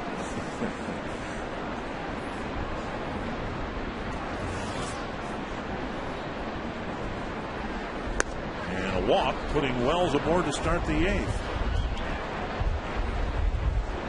Crane's got pretty good control normally, but he walks the leadoff man here. The Twins have teamed up with the National Sports Center in Blaine to provide outstanding off-season instruction as part of the Twins Training Academy. The first sessions begin in late November, and they're available for players from ages 10 to 18. The Academy is all about developing necessary skills to improve young ball players. And if you'd like more information or to register for the Twins Training Academy this offseason, visit twinsbaseball.com. A quick throw over to first. Wells at first base. He does have 6 stolen bases, but he's been caught 4 times. Jays not much of a running ball club. They've only stolen 57 bases. They've been caught 20 times. When you hit home runs, why would you run? On the outside corner.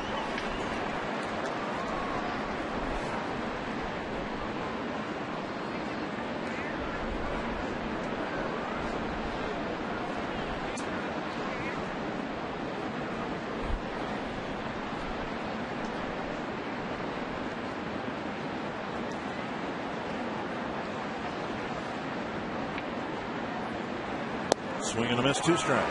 Good hard-breaking ball there by Crane. Crane's got a little bit of a mohawk thing going on the back and the beard in the front.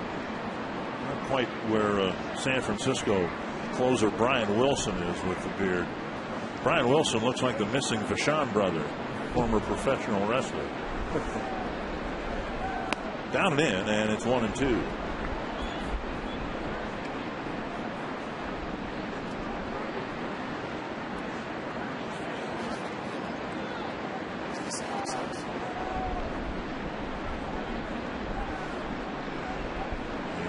Look, Matt Guerrera, I think, is a team barber who does custom cuts like that.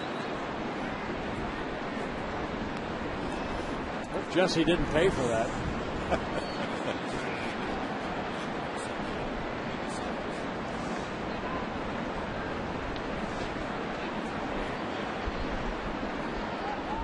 1-2. Lyle Overbay. Another ground ball base hit to right. Wells will round second and slam on the brakes.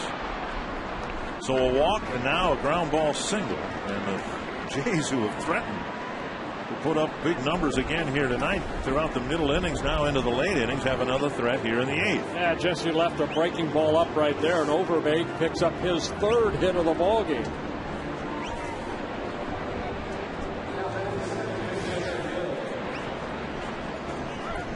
Aaron Hill hitting a little over 200 on the season. And the Twins have a discussion on the mound.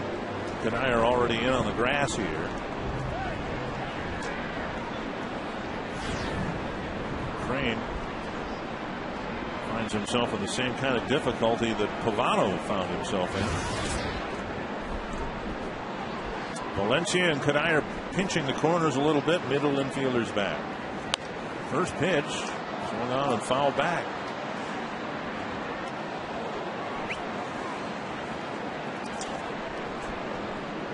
Hill with 1 sacrifice bunt. Blue Jays as a team have just 16. And of the 16 Jay sacrifice bunts, Escobar has 7 of them.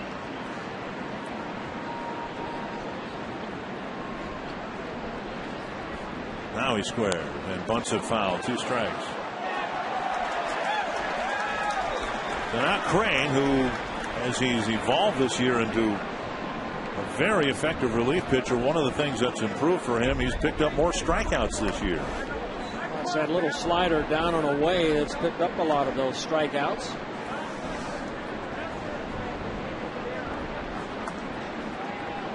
Hill has struck out 82 times this year and 522 at bats. You can see Hill stands exactly where Batista does.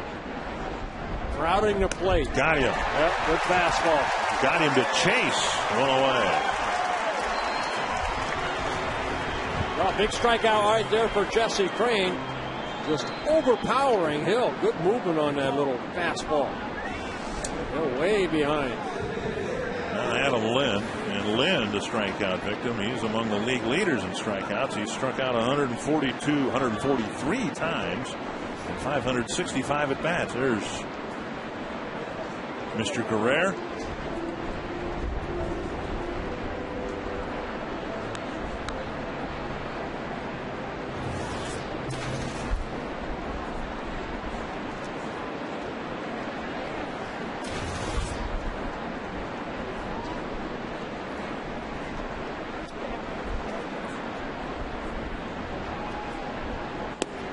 Starts Lind with strike 1.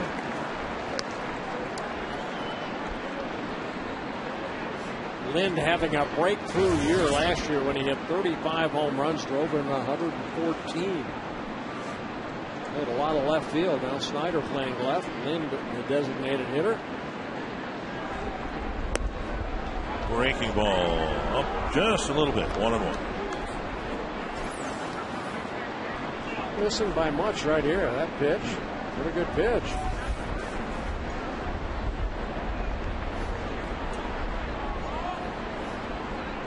And 1.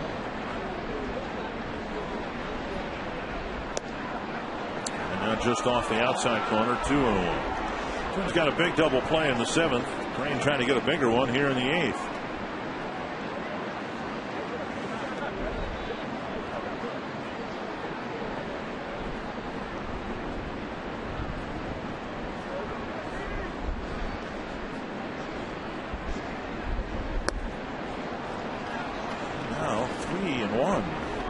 John Buck on deck. And missed with that breaking ball up.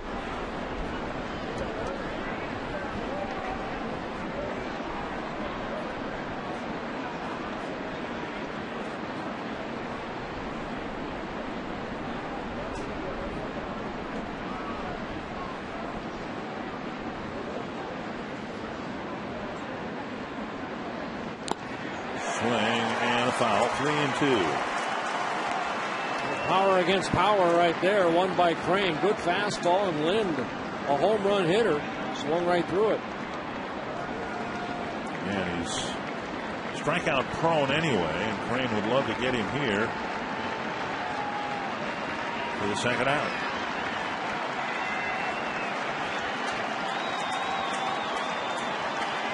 Full count to Lind. Driven to deep right field. Kubel is there. Out number 2. Lead runner will tag. And a big second out. First and third, 2 away. Put it off the end of the bat just a little bit.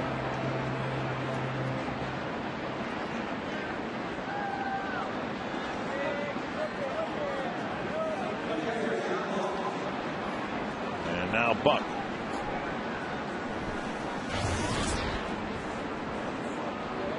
Buck fly ball to right, an infield base hit, then he singled in the 7th.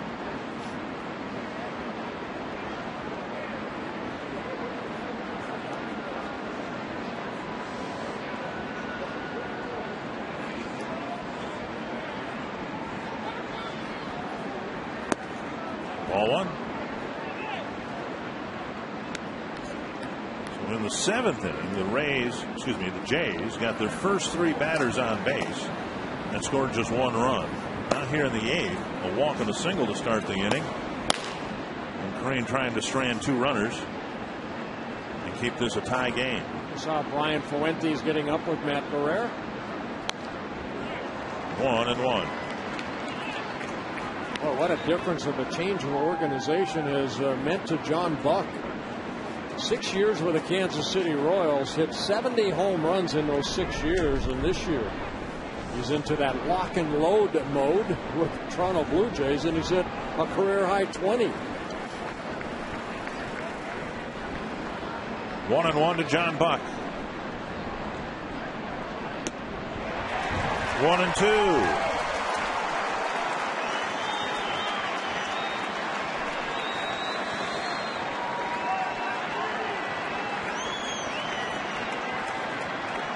Crane saw Pavano do it in innings 4, 5, 6, and 7. Now he's trying to do it. Riggle off the hook.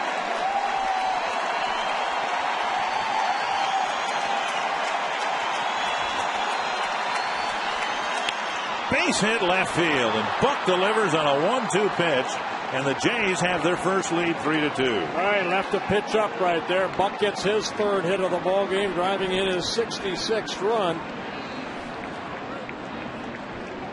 The previous pitch, he threw a good hard breaking ball. The Buck one went through. Then he came back with another one and left it too far inside. Buck lining it in the left field. Wells scores. Now here's Edwin Encarnacion.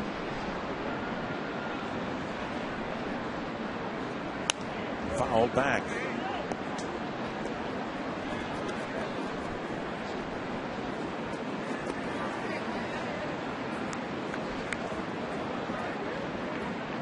Leadoff walk has come around to score, and for the first time tonight, Toronto has the lead.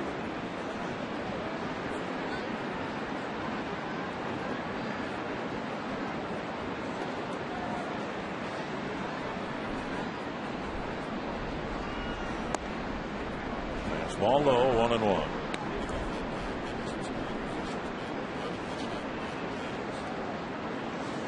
$14 at bats with men in scoring position.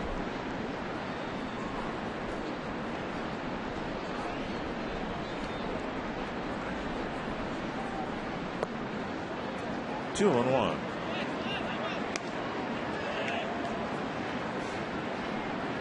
Well, Jesse's thrown a lot of pitches this inning, 27 so far.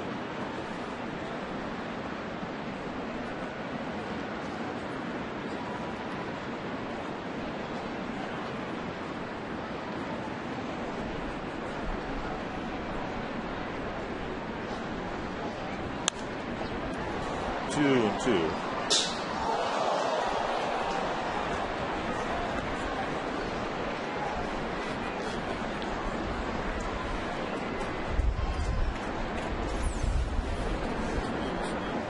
This guy does not get cheated. Has a lot of these Blue Jays. They swing hard.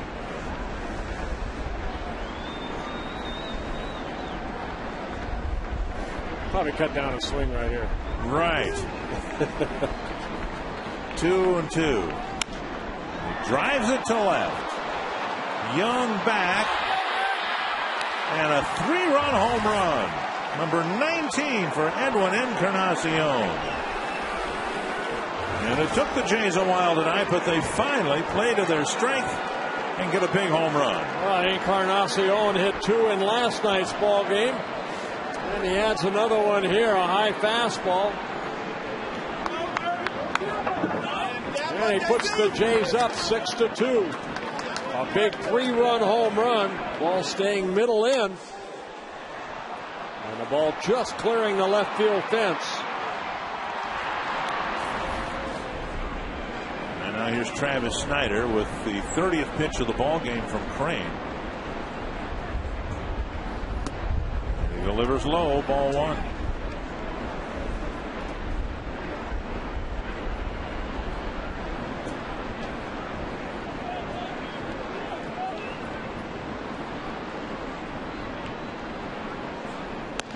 Outside, and it's 2-0.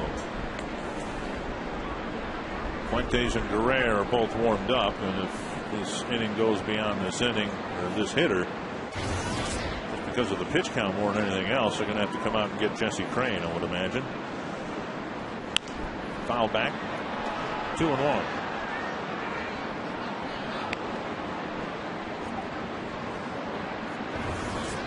When you look back in that John Bucket bat, and he threw that good slider to get ahead of him 1-2, and then he left one right over the middle of the plate, and Buck whacked it into left field, and just like that, Twins are down by 4. How many times does a leadoff walk always end up coming around the score and then sometimes create big innings? Vernon Wells took that walk from Jesse Crane to lead off the top of the 8th. So 2-2 now to Travis Snyder.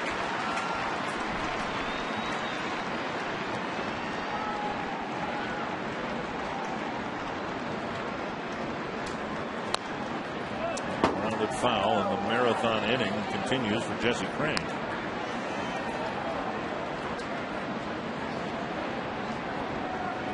Still delayed in Boston. It was supposed to start almost 3.5 hours ago, and they still have not postponed it. They're trying to play tonight.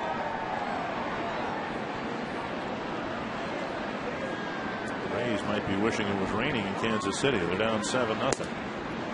Now 3-2.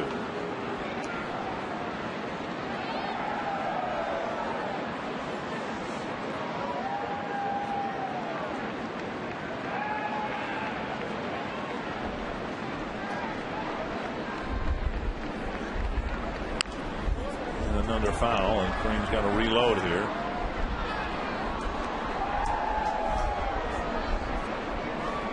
Pitch count so high. Well, you want a good workout, but you don't want this kind of workout. Well, but we said last night we didn't think the Twins relievers would be used in back-to-back games. Crane certainly wouldn't be used tomorrow, but now you wonder whether pitch count so high he might not be used again on Sunday. And another foul. Twins have been out hit here tonight, 12-6. And Pavano managed to stay out of a big inning in the 4th, 5th, 6th, and 7th. And finally in the 8th here, the Jays have caught up with the Twins and put together a 4 spot.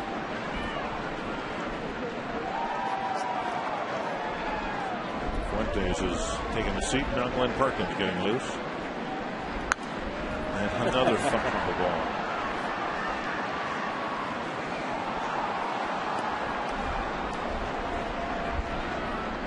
Well, we've seen it from the starters. We were seeing it here from Jesse Crane. You know, just sometimes you go out there and the things just don't work your way. Get it out of your system, Jesse. Be razor sharp in postseason like you have been most of the year. Ooh, Hardy with a hard one-hop smash. Able to make the play. Snyder finally retired. Good inning for the Jays. A leadoff walk leads eventually to a 4-run inning.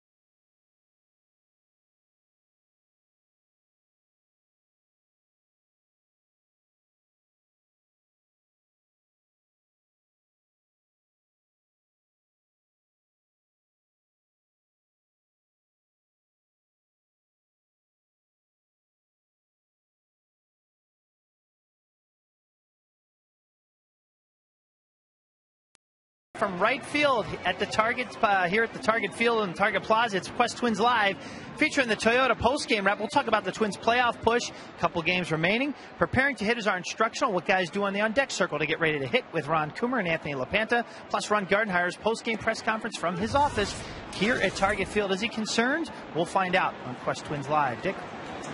Well, thank you, Robbie. I don't know that there's nearly as much to be concerned about tonight as there was last night when the Twins got pounded. Obviously, the 8th inning got away from Jesse Crain, but very encouraging start by Carl Pavano. Joe Mauer has caught the whole ball game to this point and gotten a base hit. Dwayne Wise is in left field for Travis Snyder. Another sellout crowd, 39,937. 2-1.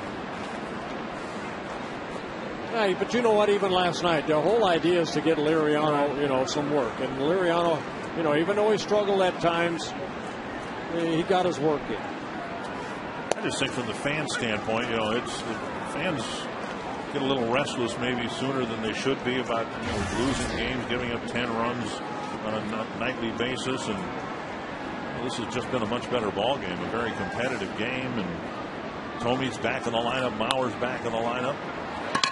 Punto grounds to second, one down. Well, you know what? And of course, we talked about 1987. We lost the last 5 that we played after we clinched, and then, in 1991, they lost their last 4 out of 5 ball games at the end of that year. So, you take the good with the bad. The Twins have been able to rest some guys. Yeah, it's a starting pitching, but I think when that bell rings in postseason, Liriano will do a fine job. Pavano, Dunsing, if Blackburn's needed in game round 1, I think he'll do a good job. So it all comes down to starting pitching. 1 strike to Denard Span, singled and scored in the 6th.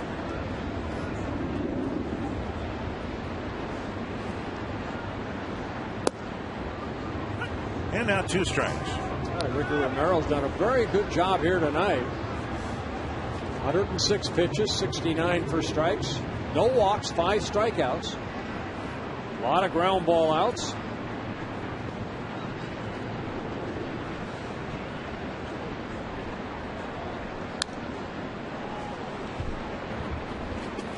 And Span just trying to keep the at bat alive, fouls it back.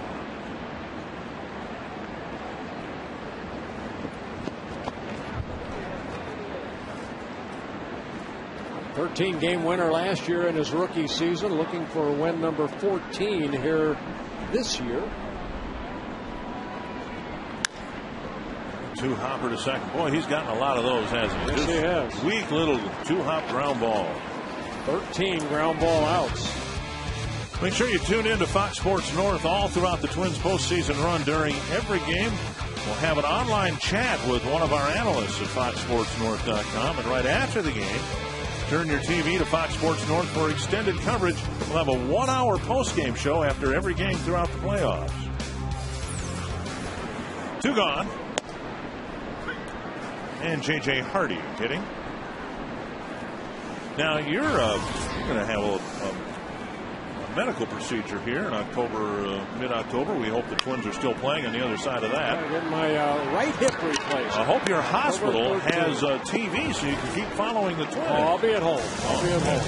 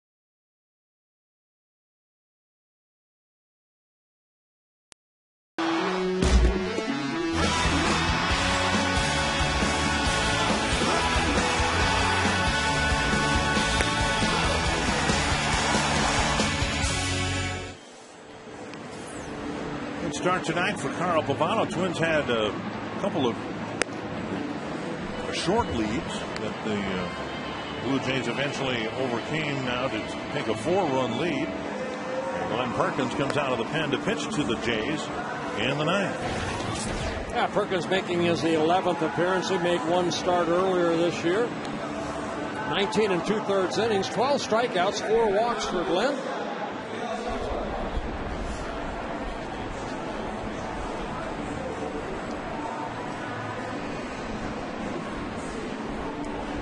Junel Escobar will hit for Toronto. Just postponed the Yankee-Red Sox game. So they'll be playing a doubleheader tomorrow, I would guess.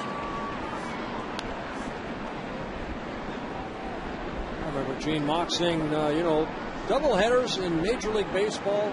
He was a stat guy. He remembered all that ball line foul. But 70% of all doubleheaders are usually split double. Where one team wins one and the other team wins the other. Kansas City's beaten Tampa Bay, so right now the Yankees are leading the division by a half game. And if the playoffs were to start tonight, it would be the Tampa Bay Rays coming here as the wild card team. Obviously, it's not. The season hasn't ended. The Yankees have a game in hand that they have to play. 2 of them tomorrow.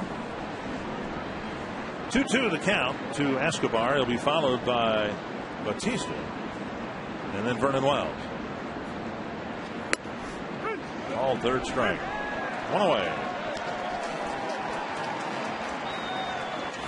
John's delivery of the game provided by Carl Pavano with 7 strong innings. Yeah, 2 runs allowed, only 1 earned run with a walk and 3 strikeouts. Pavano 100 pitches, 67 for strikes, and he faced 30 batters. He was able to get strike 1 on 23 of the 30.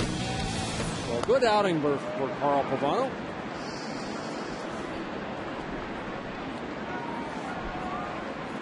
Bautista 1 for 4, and the 1 was a single. Perkins evens the count 1-1.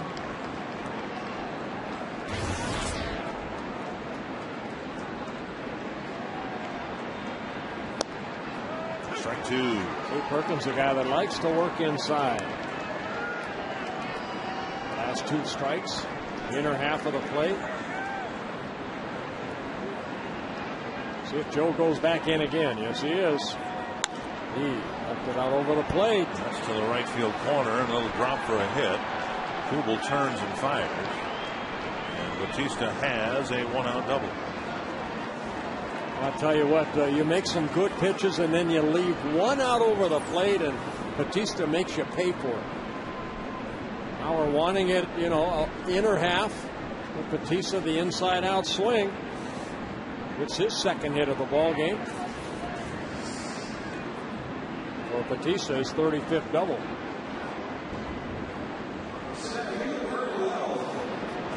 Vernon Wells drew the leadoff walk in the 8th.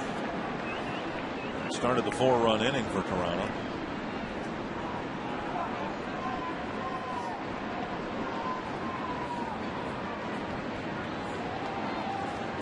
And running to third, Mauer's throw.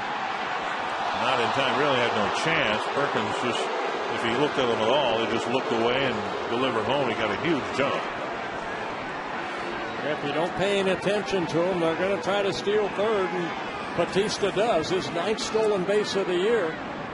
Pitch inside. Joe Mauer, good throw, but Bautista stole that off of Perkins. Look at the jump he had right there. Nobody paying attention to him. And now 2-0. Twins bring the infield in. They're already down by 4 runs.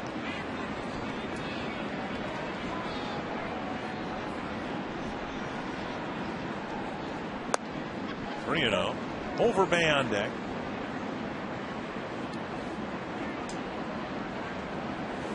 Well, he'll definitely have the green light. Oh, they're going to go ahead and walk him.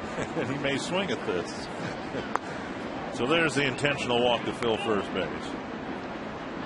Okay, now Perkins needs a double play ball. Overbay, the hitter, with 3 hits in the game.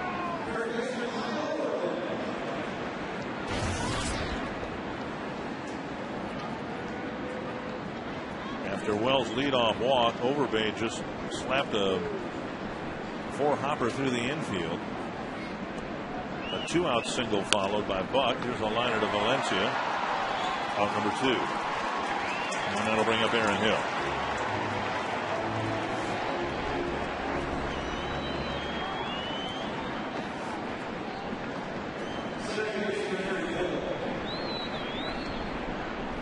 Hill 0 for 4.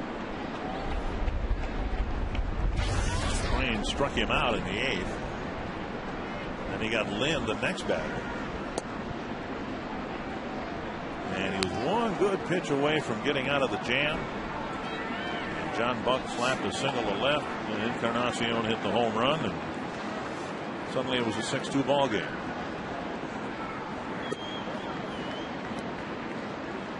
Two 2-0.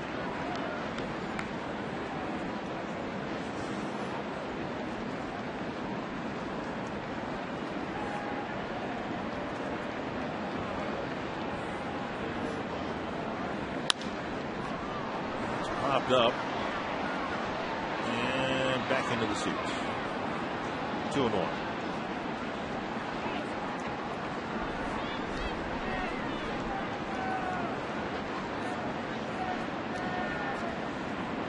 Fans bundled up here tonight. The presumption is, by the way, that if it's the Twins and Rays in the playoffs, they will be afternoon games, and that if it's the Twins and the Yankees, they will be played in the evening. Why is that? The feeling is among network executives that everyone wants to see the Yankees play in the evening. Is that why?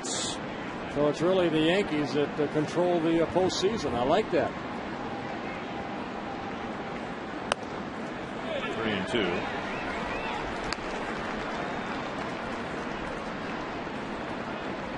Somebody asked me the other day, well, what happens if the Rays and the Yankees finish in a dead heat? Would they play a game 163? I think the feeling was, let's force the Yankees to play an extra game and then have them fly, come to Minnesota and play the next day like the Twins had to last year. Probably a night game, too.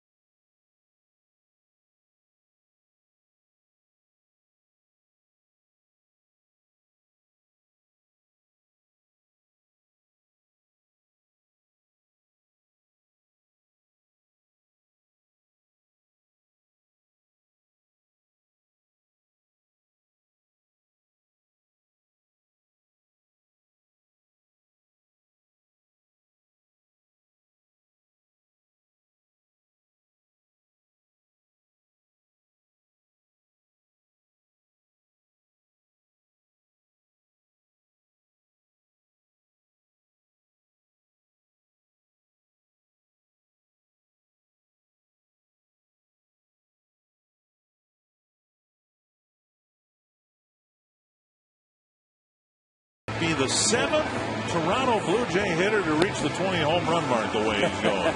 Well, I mean, he hit 2 last night, and then he hit a big 3-run home run here in the 8th inning to put up give the Jays a 6-2 lead. Good job by Ricky Romero. 8 very good innings. And now Jason Frazier coming into the ball game, making his 69th relief appearance. Joe Mauer will lead things off. Mauer drove in a run with a single his last time up. His first hit since his return to the lineup gave the Twins a very short-lived 2-1 lead.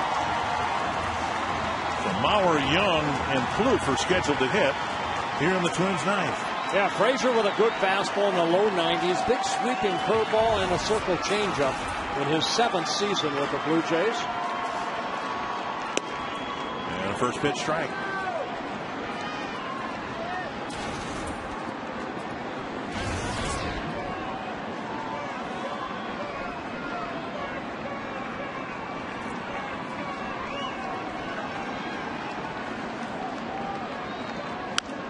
Fouled away. 2 strikes. In the National League, the Phillies are crushing the Braves 11-2. And the Padres have an early lead over the Giants 1-0. Padres need to sweep the Giants. Yeah, they do. To have a chance at the division title. They start the day 2 games behind the Braves in the wild card. So the Padres cannot afford to lose. You know, I mean, they led that National League Western Division for most of the season, but the Giants have just come out of nowhere. That eats up the second baseman Hill, but he stays with it, 1 away. Time for the Coors Light Cold Hard Blast, and way back in the 2nd inning, it was provided by Delman Young. Yeah, Delman's first at bat leading off the bottom of the 2nd. Delman with the home run, a solo home run, his 21st of the year, and his 111th RBI.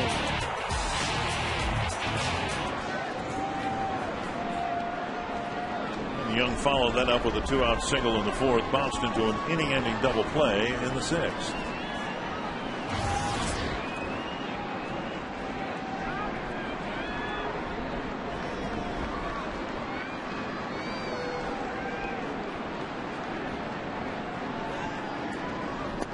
Down and in, ball 1. It's a Toronto team that looking for its 84th win of the season.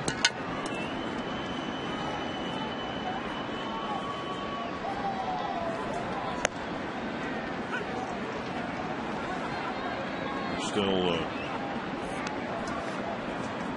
11 games behind the Yankees. Will be in the market for a manager. Don Baylor's name has been mentioned. Yeah, Cito Gaston recommending Don Baylor. We word today that the Mets will be looking for a new manager and a new general manager. Jerry Manuel and Omar Minaya be reassigned. There's going to be a lot of changes in baseball over the winter, and the managerial decisions that clubs have to make. Cubs have to name their manager. 1-2 to Young, and a tapper foul.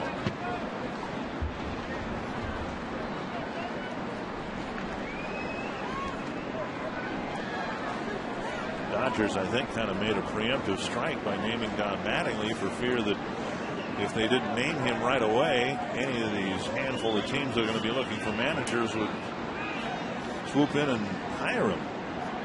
Well, Joe Torre's kind of been tutoring him over the last couple of years, and you know, even last year, Don Mattingly's name was coming up to replace Joe Torre. To me, the interesting one is the Cubs.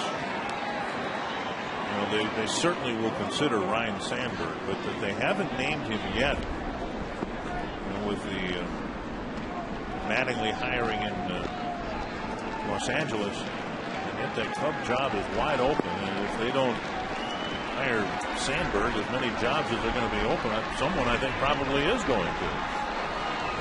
Sandberg, the AAA manager for the Iowa Cubs. 1-2 to Delman Young. Got him. 2 down.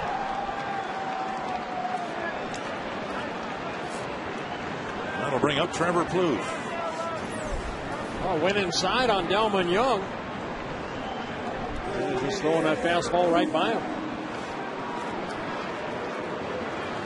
Plouffe's second at bat as a designated hitter. Jim Thome started the game as a DH. And the plan all along was for him to have 2 at bats. He went 0 for 2 with a strikeout and a ground ball to second. Strike 1.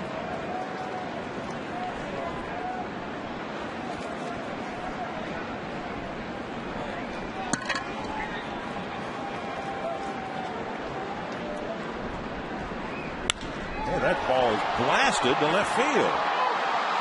And gone! and a home run for Trevor Plouffe.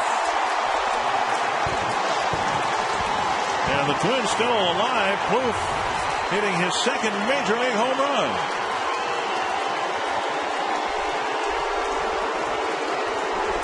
You hear the crowd going, Plouffe. Well, his first Major League home run came in Cleveland.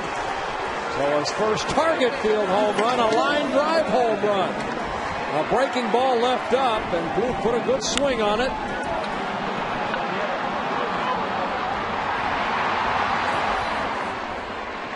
I'll bring up Cuddyer in a 6-3 game.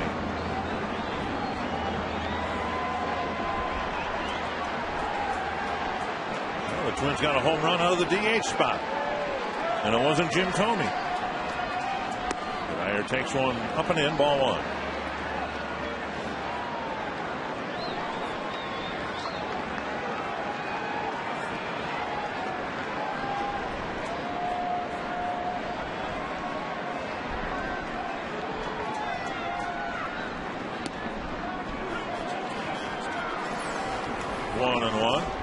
There's Jim Thome on the bench saying, nice going, young man.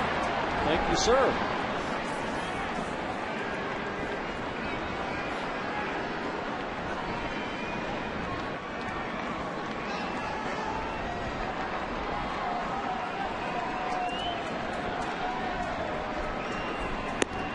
On the belt high strike, 1-2.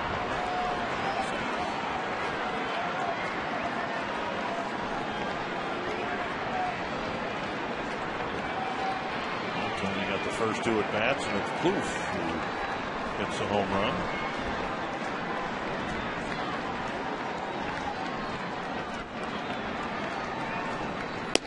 Yankees and Red Sox rain down tonight. They'll play a doubleheader tomorrow. First game at 3 o'clock, second game at 8 o'clock.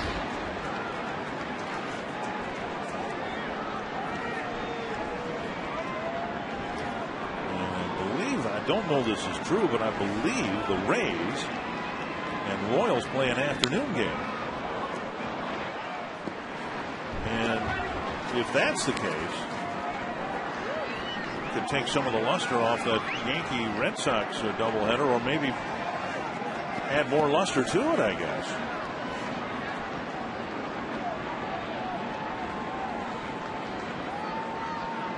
Two and two to Cuddyer.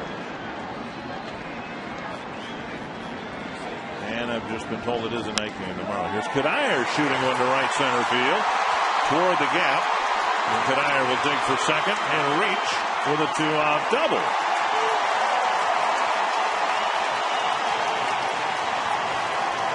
And that gets Kubel to the plate with a man aboard. And Valencia in the on-deck circle. Yeah, Cuddyer just going down and hitting a pretty good pitch the other way. Cuddier's first hit, his 37th double of the year.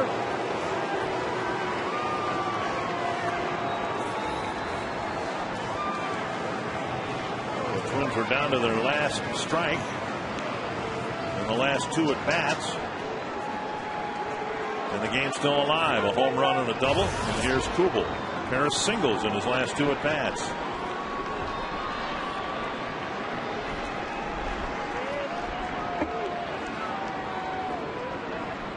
Ball one.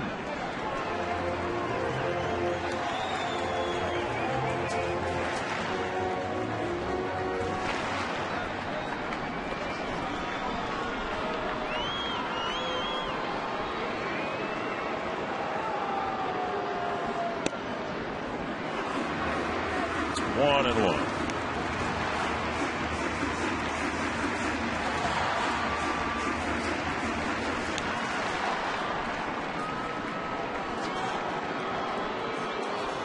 And wants a souvenir out in right field. Yeah, let's give it to him. It's 2-1.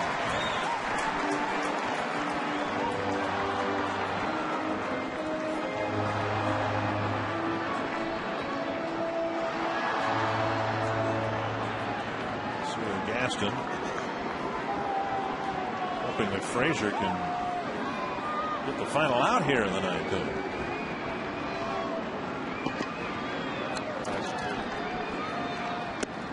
3-1. And if Kubel reaches, the tying run comes to the plate.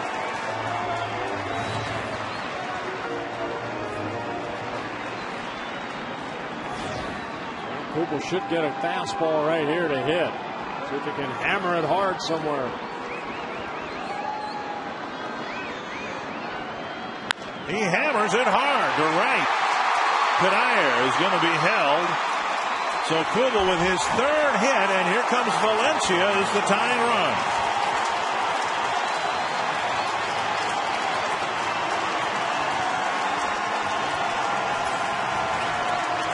Well, he worked the count in his favor. 3-1, got the fastball. And Kadire with 2 outs. He's off with a crack of the bat, but the ball hits so hard that Scotty Aldra has to hold Kadire right there at third. Batista getting the ball back in. Cito Gaston, and he might want a fresh right-hander. First 2 outs came pretty quickly from Mauer and Young, but now 3 straight hits. Valencia will hit against a new pitcher.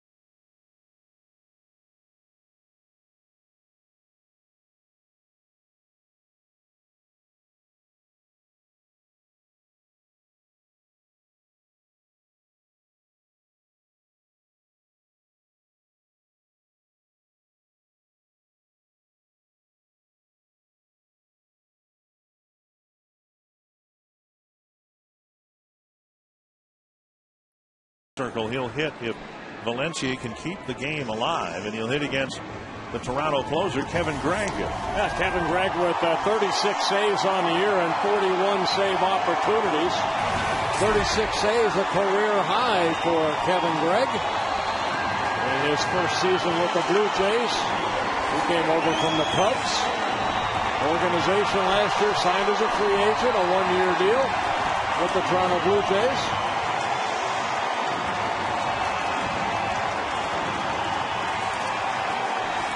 The fans have stuck around, and maybe half of them have.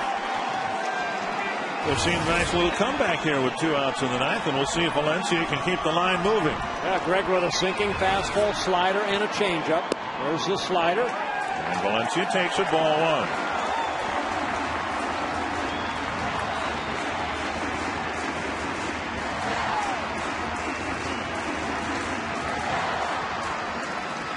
Goes at first, the pinch runner for Kubel. And a high pop-up in foul ground. Buck ends the game. The Twins put together a 2-out comeback. It comes up short. And it's 6-3 Toronto. They finally got the big home run they needed in the 8th inning. And Anthony, the Twins, got a good start from Carl Pavano, but a loss nonetheless. It's the 7th loss in the last 8, but on the positive, Carl Pavano looks ready for the playoffs. We'll update you on the American League. Preview the rest of the series and hear from Gardy next on Quest Twins Live.